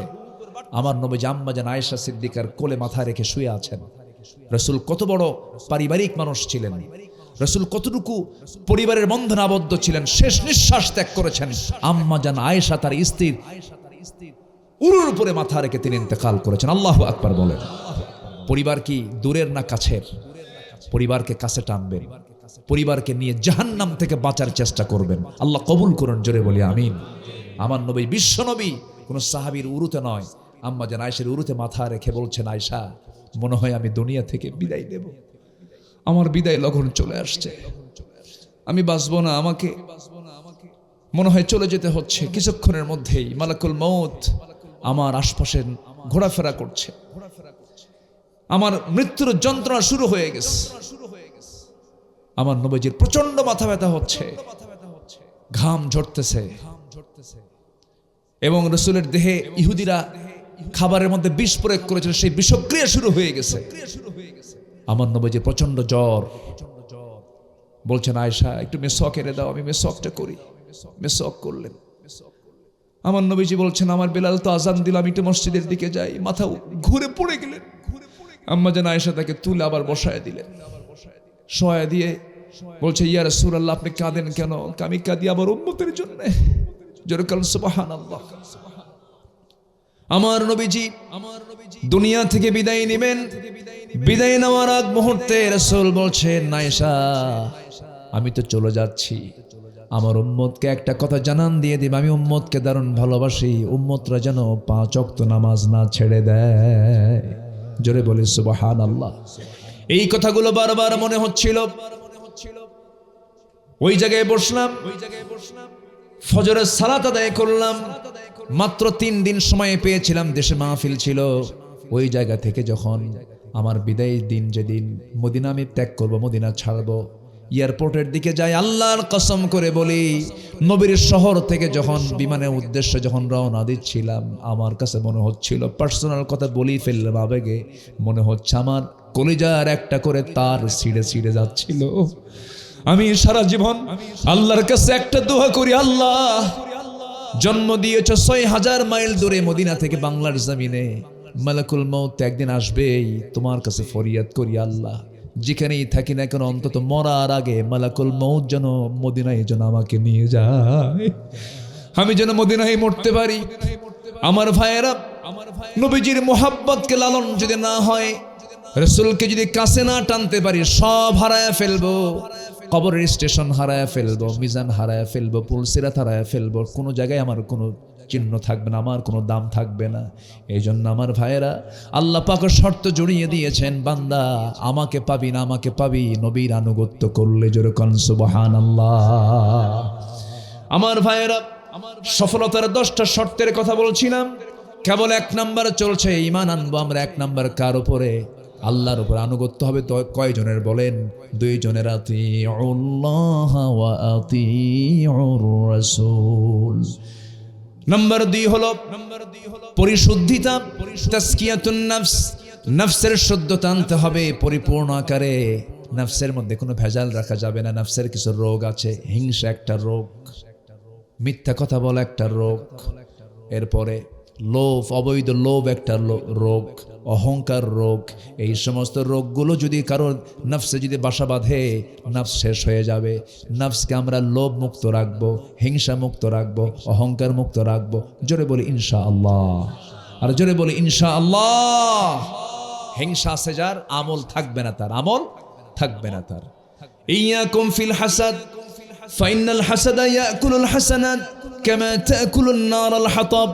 হিংসা থেকে নিজেকে দূরে রাখো। হিংসা সকল পাপকে শেষ করে, সকল নেক কাজকে জ্বলে পড়ে ছারখার করে দেয়। যেমন করে কাঠখণ্ড আগুন পেলে পরে কাঠখণ্ড জ্বলে পড়ে ছাই হয়ে যায়, তেমনি হিংসা ঈমানের কাছে যখন চলে আসে, ঈমান শেষ হয়ে যায়, আমল নামাগুলো ধূলিসাৎ হয়ে যায়। হিংসা করা যাবে, হিংসা যে করবে সেই মরবে। যার জন্য হিংসা করতেছে তার কিছুই হবে না। দেখবেন কিছু কিছু লোক আছে এমন হিংসা করে, একজনের একটু উন্নতি হয়েছে আর একজনের ঘুম হয় না। আছে না, এরকম আছে না? একটা ছেলে বিসিএস ক্যাডার হয়ে গেছে, একটা ছেলে হয়তো বা এমএ পাস করেছে, ভালো একটা চাকরি করে, আরেকজনের ঘুম নাই। তাই আরে মানে ওর মানে জ্বলে যাচ্ছে। আছে কিনা বলেন? আছে কিনা? আছে কিনা? মানে যার উন্নতি তার কোনো টেনশনই নাই, কিন্তু আরেকজন টেনশনে মরতেছে, ওর হলো কেন? না, বলতে হবে আল্লাহ ওরে দিয়েছো তুমি, আল্লাহ আমারও দাও। আমি একটা উদাহরণ প্রায় দিই। আগের যুগে মানুষ বিয়ে করতে যেতে হলো ঘোড়ায় চড়ে। এক যুবক বিয়ের দিন বিয়ে করবে, ঘোড়া দরকার। আগে একদিন বলে যাচ্ছে, গ্রামের ভিতরে এক মুরব্বী চাচার ঘোড়া আছে, বলতেছে চাচা আমাকে ঘোড়াটা দেওয়া যাবে কি? অমুক দিন আমার বিয়া। তো এই মুরব্বী আবার এই যুবকরে দেখতে পারে না, মানে সহ্য করতে পারে না। এরকম হয় না? হতে পারে। তোরে আমি ঘোড়া দেবো না, যা। ও মন টন খারাপ করে বাড়িতে আসছে, রূপক অর্থে বলছি। তো পরের দিন চলে গেছে, হলো পরের দিন সবে কদর, মসজিদে গেছে। মসজিদে যাওয়ার পর নামাজ কালাম পইরা সবার শেষে দোয়া করার জন্য 2টো হাত তুলছে আল্লাহর দরবারে। হাত তুলে কয়, আল্লাহ আজকের রাতে আমার ব্যক্তিগত কোনো চাওয়া নাই, আমি আমার জন্য কিচ্ছু চাবো না। আল্লাহ তোমার কাছে আমার একটা শুধু চাওয়া, সেটা হলো বুড়ার যেন ঘোড়া মরে। বুড়ার যেন কি মরে? ঘোড়া মরে। এই দোয়া করে চলে আসছে বাড়িতে। এসে দেখে মায়ের চোখে পানি। মা কান দেখে, মা তুমি কান্দো কেন? বাবা তোর গরু মরছে। কি মরছে? কন গরু মরছে। তাহলে দোয়া কি কবুল হয় নাই? মালাকুল মউত আসে নাই? ঘোড়ার কাছে না গরুর কাছে? গরুর কার? যে হিংসা করছে ওর গরু। অতএব হিংসা যে করবে সেই হিংসার আগুনে জ্বলে পড়ে ছারখার হয়ে যাবে। হিংসা করা যাবে। আল্লাহ তুমি তাকে চাকরি দিয়েছো, আল্লাহ তুমি আমাকে চাকরি দাও। আল্লাহ তুমি তাকে এই ব্যবসা করার তৌফিক দিয়েছো, তুমি আমাকে ব্যবসা করার তৌফিক দিয়ে দাও। আমরা হিংসা মুক্ত হৃদয়ে রাখবো, তাহলে আমরা ব্যর্থ হব না, সফল হব। আল্লাহ রাব্বুল আলামিন বলেন, قد أفلح من تزكى وذكر اسم ربه فصلى بل تؤثرون الحياة الدنيا والآخرة خير وأبقى। জোরে বলুন আল্লাহু আকবার। অনেক লম্বা লম্বা কথা ছিল, সময় অল্প। একটু মনোযোগ দিয়ে শুনলে পর্যন্ত আমি লক্ষ্য করেছি হাজারো শ্রোতার মাঝে 7 থেকে 8 জন মানুষ উঠেছেন। আমি আর 9ম মানুষ উঠুক আমি আর দেখতে চাই না। বসেন। ওই যে 9ম নাম্বার উঠলো, দেখছেন? বলার পরে উঠলো। বসেন, একটু শোনেন। দুইটা বিষয় শেষ করলাম, আর 8টা বিষয় আছে। আমরা পরিশুদ্ধ হব, নফসকে সুন্দর রাখবো। বাহিরেরটা আল্লাহ দেখবেন না, ভিতরেরটা দেখবেন। ভিতরেরটা দেখবেন, ওয়ালাকিন ইয়ানজুরু ইলা কুলুবিকুম ওয়া আমালিকুম। নাম্বার 3 হলো সত্যবাদী হওয়া, সত্যের সাক্ষ্য দেওয়া, সত্যবাদীর অন্তর্ভুক্ত হওয়া। আল্লাহ রাব্বুল আলামিন সুন্দর করে বান্দাকে বলছেন, ইয়া আইয়ুহাল্লাযীনা আমানুত্তাকুল্লাহা ওয়া কুলু কাওলান সাদীদা ইউসলিহ লাকুম আ'মালাকুম ওয়া ইয়াগফির লাকুম যুনুবাকুম। জোরে বলুন আল্লাহু আকবার। সত্যের ফলাফল হলো জান্নাত। সত্যের ফলাফল কি বলেন? জান্নাত। মিথ্যার ফলাফল কি বলেন? জাহান্নাম। মিথ্যার সঙ্গে আমাদের কোনো সম্পর্ক রাখা যাবে না, ধোঁকাবাজি করা যাবে না। নাম্বার 4 হলো তাকওয়া অর্জন করা। তাকওয়া যদি কোনো বান্দা অর্জন করতে পারে, সূরা নূরের 52 নম্বর আয়াতে আল্লাহ রাব্বুল আলামিন বলেন, মাইয়ুতিইল্লাহা ওয়া রাসূলাহু ওয়া ইয়াখশাল্লাহা ওয়া ইয়াত্তাকিহি ফাউলাইকা হুমুল ফাইজুন। জোরে বলুন আল্লাহু আকবার। তারা সফল হয়ে যাবে। নাম্বার 5 হলো ধৈর্যশীলতা। বলেন কি? বলেন কি? ধৈর্যশীলতা। ধৈর্য আছে যার, সফলতা আছে তার। নেতা হতে গেলে কি লাগে? আস্তে কোন কেন? নেতা যদি গালি না শোনে সে কি নেতা হতে পারবে নাকি? ইনি চেয়ারম্যান ছিলেন, একটা সময় চেয়ারম্যান ছিলেন, গালি কি শোনা লাগে না? এই চেয়ারম্যান তুমি তো ভালো না। কত কথা শুনতে হয়। নেতৃত্ব দিতে গেলে অনেক কথাই কানে আসে, কিন্তু এরপর না শোনার ভান করতে হয়। কারণ ধৈর্যহীন হবেন, হারবেন না, জিতবেন, হেরে যাবেন। ধৈর্যশীলতার পরিচয় দেব আমরা সব জায়গায়। ব্যবসা আগে না ধৈর্য আগে? বলেন। কাপড়ের দোকান, আপনার লুঙ্গির দোকান, সাজাদপুরে লুঙ্গি আছে না? এই এলাকায় লুঙ্গি টুঙ্গি হয়? মাশাআল্লাহ, বলি আলহামদুলিল্লাহ। উদাহরণ দিতে সহজ হবে। লুঙ্গি কি একটা দেখি একটা কেনে কেউ, না মেলাগুলো দেখে? লুঙ্গির ভাঁজ, অনেকগুলো ভাঁজ আবার ঠিকঠাক করে আবার নিয়ে রাখতে হয়। 8-10টা লুঙ্গি খুলতে হয়, টোটাল খুলে দেখে জমিনটা কেমন, ডিজাইনটা কেমন। 10-12টা লুঙ্গি খুলে দেখার পরও অনেক সময় কাস্টমার কিনে না, চলে যায়। রাগ করে নাকি দোকানদার? রাগ করে। যদিও রাগ হয়, রাগ বোঝাতে পারে না, রাগ বলতে পারে না, একটা মুচকি হাসি মারে, কিন্তু ভিতর দিয়ে জ্বলে যায়। ভিতর দিয়ে কি যায়? এতগুলো দেখালাম তোরে, তাও তুই কিনলি না। কিন্তু যদি কোনো দোকানদার ভাবে যে 12টা লুঙ্গি, 1 ডজন লুঙ্গি তোরে দেখাইছে, না কিনলে একদম বাঁশের সঙ্গে বেঁধে পিট, ওর কাছে কোনোদিন কাস্টমার আসবে? বলেন আসবে কাস্টমার? আসবে। ধৈর্য লাগবে। ধৈর্য হলো বাগান, রাগ হলো জঙ্গল। রাগ কি বলেন? জঙ্গল তৈরি করার জন্য কিছুই লাগে না, শুধু যাবেন না 2 বছর জঙ্গল হয়ে যাবে। কিন্তু বাগান যদি সাজাতে চান, বাগান যদি করতে চান, সেই জায়গায় পরিশ্রমের শ্রমের দরকার আছে না নাই? ধৈর্যশীল হব আমরা। ধৈর্য আগে। আল্লাহ রাব্বুল আলামিন নামাজের ব্যাপারে ধৈর্যের কথা বলেছেন। এই যে বসে আছেন মাটিতে, ঠান্ডা মাটিতে বসে আছেন, কত কষ্ট করে বসে আছেন বলেন তো? ওয়াজ শোনা আগে না ধৈর্য আগে? নামাজ আগে না ধৈর্য আগে? ওয়াস্তাঈনু বিস-সাবরি ওয়াস-সালাহ ইন্নাল্লাহা মা'আস সাবিরিন। অধিকাংশ মসজিদে জুমার খুতবা যিনি খতিব দেন, খতিব সাহেব খুতবা দেওয়ার সময় ঘড়িটা খতিব সাহেব দেখবে কখন? জনগণই খুতবার সময় জনগণ ঘড়ি দেখে জনগণ মুসল্লি, আর খুতবা দেয় হুজুর। কিন্তু ঘড়ি দেখার দায়িত্ব মুসল্লির না খতিবের? বলেন কার?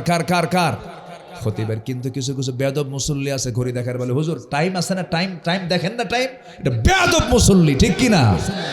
ওগুলো বেয়াদব, ওগুলো আদব নাই। দেখবেন ওর বংশ ঠিক নাই। বেয়াদব যেগুলো সেগুলো ঠিক আছে বলেন তো? কারণ আদব কিন্তু স্কুল থেকে হয় না, আদব কিন্তু কলেজ থেকে হয় না। আদব, সম্মান, শ্রদ্ধা কিসের থেকে আসে? পরিবার থেকে আসে। যার বাপ মা মারা গেছে সে বেয়াদব না, যার বাপ মা মারা গেছে সে ইতিম না, প্রকৃতি ইতিম সে, যে আদবের জ্ঞান থেকে বঞ্চিত। আমরা আদব বলা হব। জোরে বলি ইনশাআল্লাহ। ব্যবহার কিসের পরিচয়? বলেন এই কথা, বলেন না সবাই? ব্যবহার কিসের পরিচয়? বংশের পরিচয়। আমরা খুব বিনয়ী হব। জোরে বলি ইনশাআল্লাহ। আর জোরে বলি ইনশাআল্লাহ। একজন নবীর ভিতরে খুব রাগ ছিল, খুব রাগ। সব নবী একরকম, কিন্তু এই নবীটা খুব রাগী নবী ছিলেন, তোতলা ছিলেন। বলুন তো সেই নবীর নামটা কি? বলেন তো। কি সুন্দর করে বললেন, বলি আলহামদুলিল্লাহ। মুসার নামটা না আসলে ওয়াজ জমেও না। খুব সুন্দর নবী ছিলেন, খুব রাগী লোক ছিলেন। এত রাগ ছিল যে 2 বছর বয়সে ফেরাউনকে থাপ্পড় মারছিলেন। 2 বছর বয়সে এক থাপ্পড়ে শীত হয়ে পড়ে ফেরাউন বলল, জীবনে আমার কিসমতে এরকম থাপ্পড় জোটে নাই। নবীদের গায়ের শক্তি কম না বেশি বলেন তো? বড় হয়ে একদিন নবুয়ত পান নাই, সেই সময় এক লোক বারবার বেয়াদবি করে। উনি বলেন, এই বেয়াদবি করতেছো কেন? এটা তো ঠিক না। বারবার বেয়াদবি করছে। শাসন করার জন্য করলেন কি?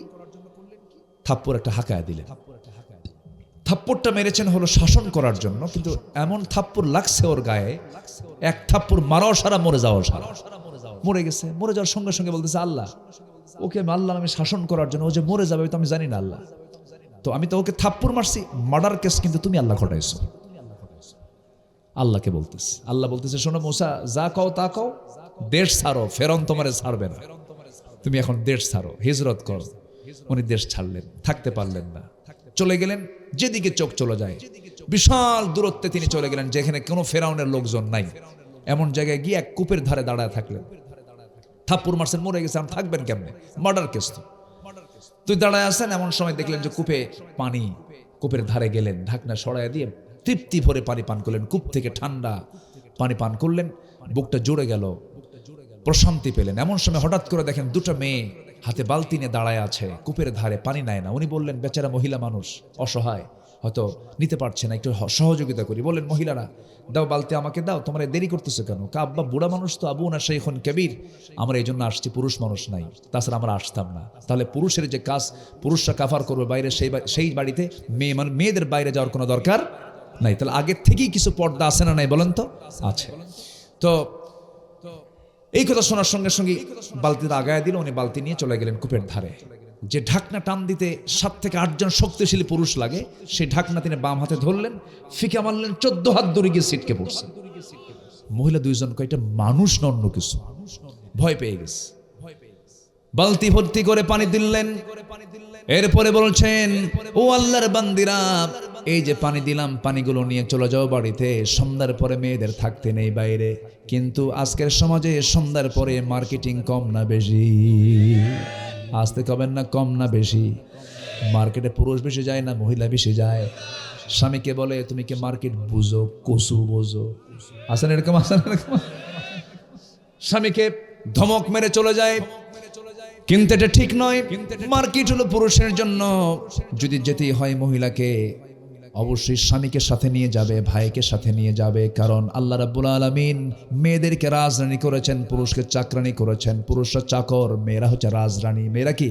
রাজরানী। মেয়েরা কোথাও একা যাবে না, তার সঙ্গে একটা হেল্পার থাকবে। কি থাকবে? আমরা হলাম হেল্পারের জাত। আমরা কিসের জাত বলেন? হেল্পার। আর ওরা হবে মানে রাজরানীর জাত। ওরা আমাদের আমরা হেল্পারই করব, তাদের ব্যাগ টানবো, তাদের খেদমত করব। কিন্তু মেয়েরা কয় না, ওরা যদি চাকর হয় আমরা হব রাজরানী, আমরা হব চাকরানী। কি হব আমরা? আমি মেয়েদের অধিকারকে ক্ষুণ্ণ করে কথা বলছি না। মেয়েদের সম্মান আছে, অবশ্যই তাদের মর্যাদা আছে। কিন্তু মেয়েরা তাদের অধিকার খুঁজতে গিয়ে যদি নিজের সম্মান সম্ভ্রম হারিয়ে ফেলে, কেমন হয়ে যায়?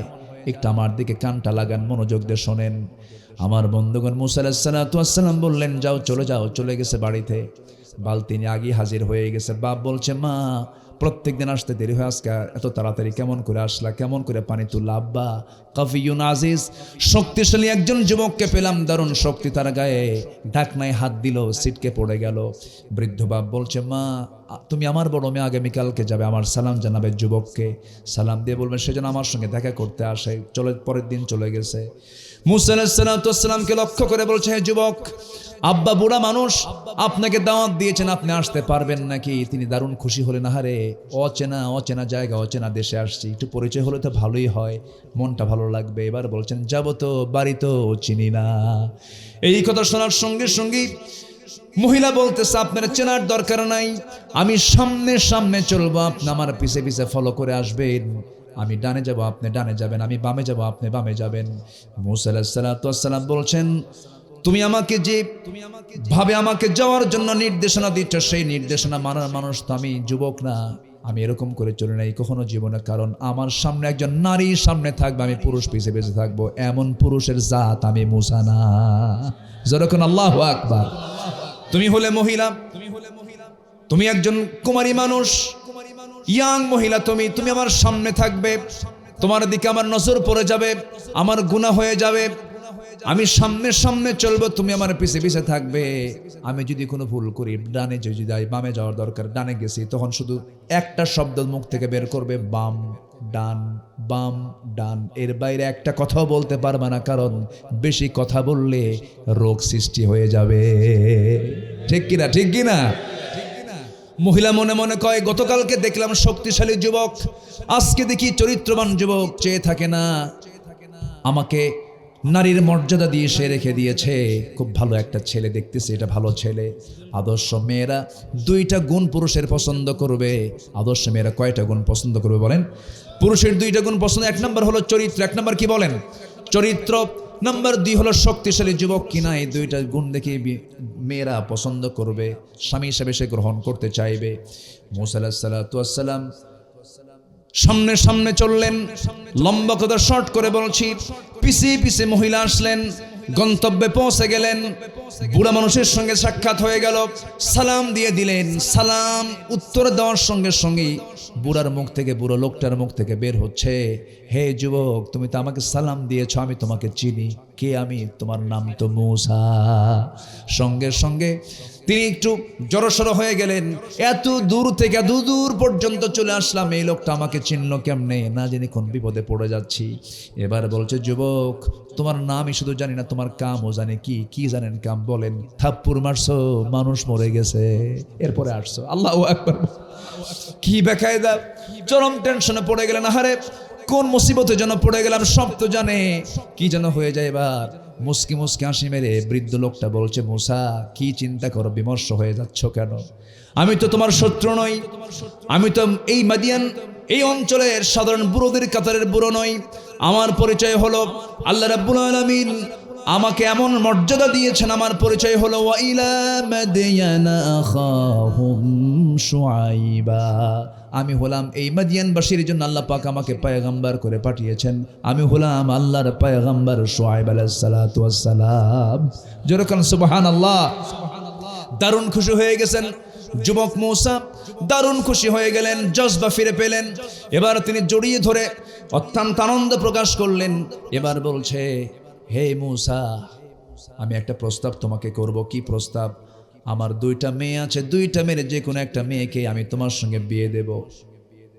যুবকের সামনে যদি এই প্রস্তাব আসে, যুবক যদি যৌবন থাকে, বলেন তো কি কি এই যুবকরা কথা কও, একটু গা গরম হয় না, একটু মেজাজটা একটু ভালো হয়, যে হয় কিনা, হয় কিনা? হ্যাঁ, হয়। যুবক নাই এখানে, দেখতেছি সব বুড়া মানুষ। এই হয় কিনা, হয় কিনা? কেবল মনে হচ্ছে হয়। মাশাআল্লাহ, খুব খুশি যুবক মুসা আলাইহিস সালাতু ওয়াস সালাম, দারুণ খুশি যে আমাকে বিয়ের প্রস্তাব করলো। এই তো বিশাল ব্যাপার, আমাকে পছন্দ করে ফেলছে। তো তুমি কি বিয়ে করবে আমার 2টা মেয়ের যে কোনো একটা মেয়েকে? উত্তর দিলেন, যখন তখন। কি বললেন বলেন? মানে এক পায়ে খাড়া। এবার শুআয়ব আলাইহিস সালাতু ওয়াস সালাম নবী, কার মেয়ে বলেন তো? ওই মহিলাটা কার মেয়ে বলেন? নবীর মেয়ে। এটা কি ছোটখাটো কোনো পরিবার বলেন তো? পৃথিবীর সেরা মানুষ কারা?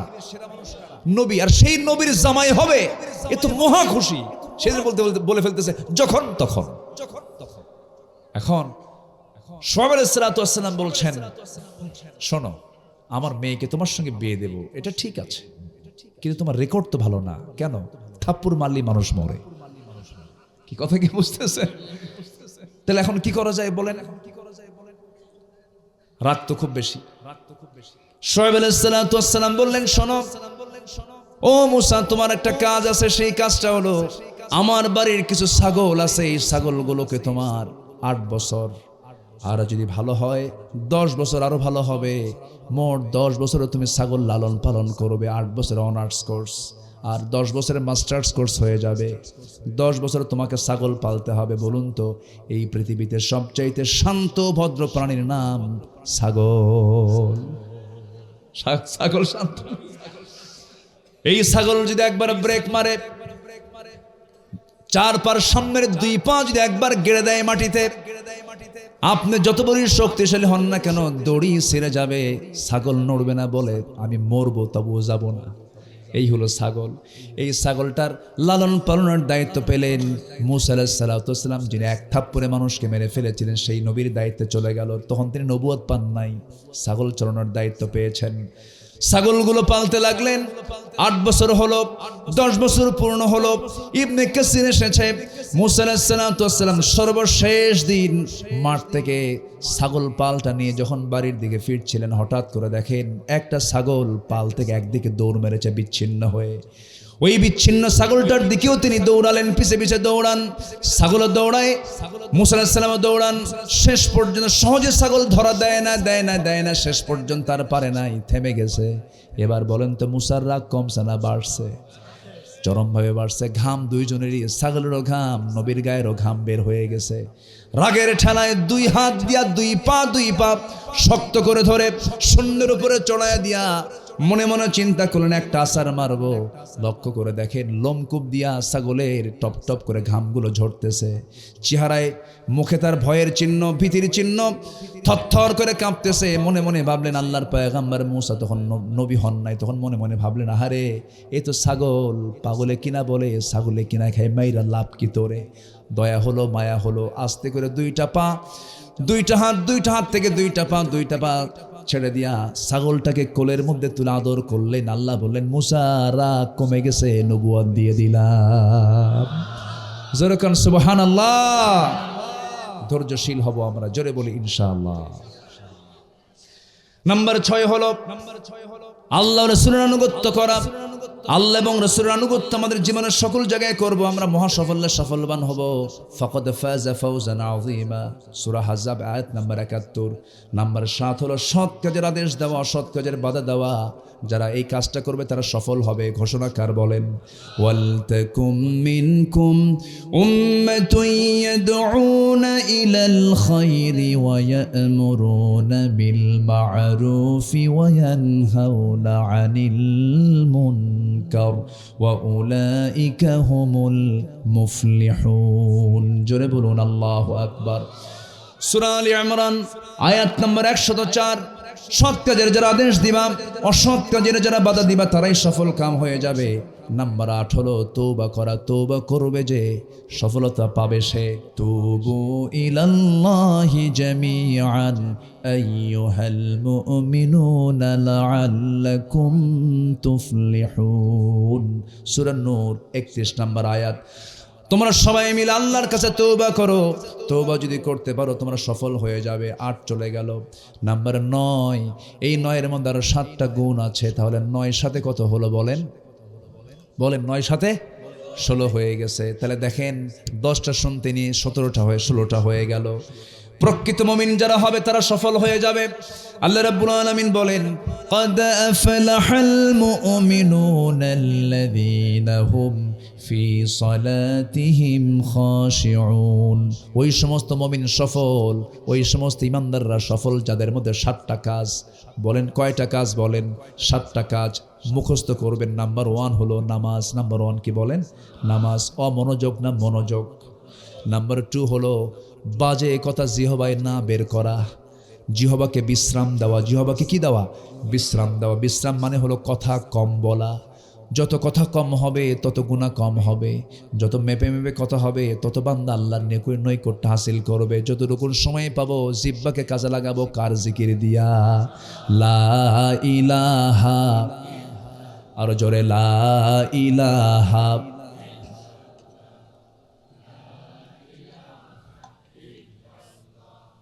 পাখির গানে গানে, হাওয়ার তানে তানে, ওই নামেরই সুর শোনা যায়, ওই নামেরই সুর শোনা যায়। হলে আপন হারা লা ইলাহা ইল্লাল্লাহ, লা ইলাহা,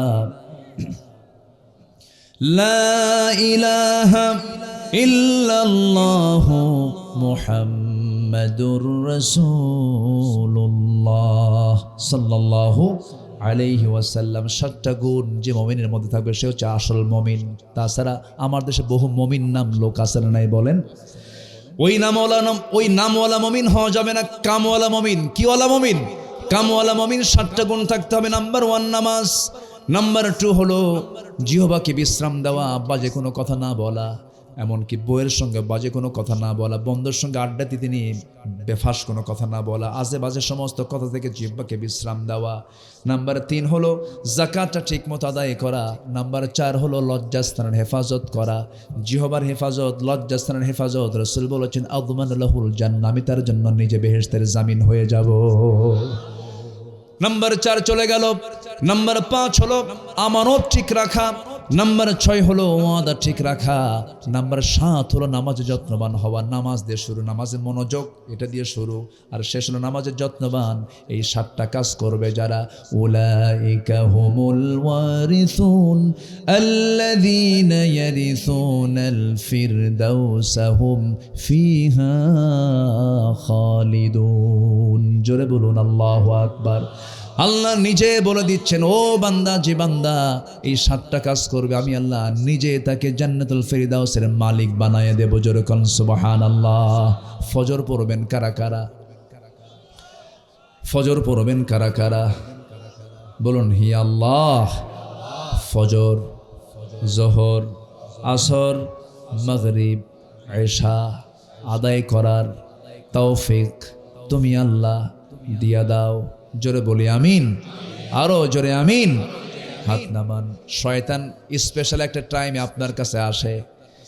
সেই স্পেশাল টাইমটা হলো ফজরের ঠিক আগ মুহূর্তে শয়তানটা চলে আসে। প্রত্যেক বান্দার শিওরে সে চলে আসে আজান হওয়ার একটু আগে। দেখেন জায়গা মতো সময় আসে, টাইম মতো আসে। এসে সে ওয়াজ শুরু করে, আলাইকা লাইলুন তবিল, হে বান্দা তোমার রাতটা বড় লম্বা, ঘুমাও ঘুমাও। আলাইকা লাইলুন তবিল, শয়তান ওয়াজ করে, দেখছেন? তোমার রাত বড় লম্বা, ঘুমাও ঘুমাও।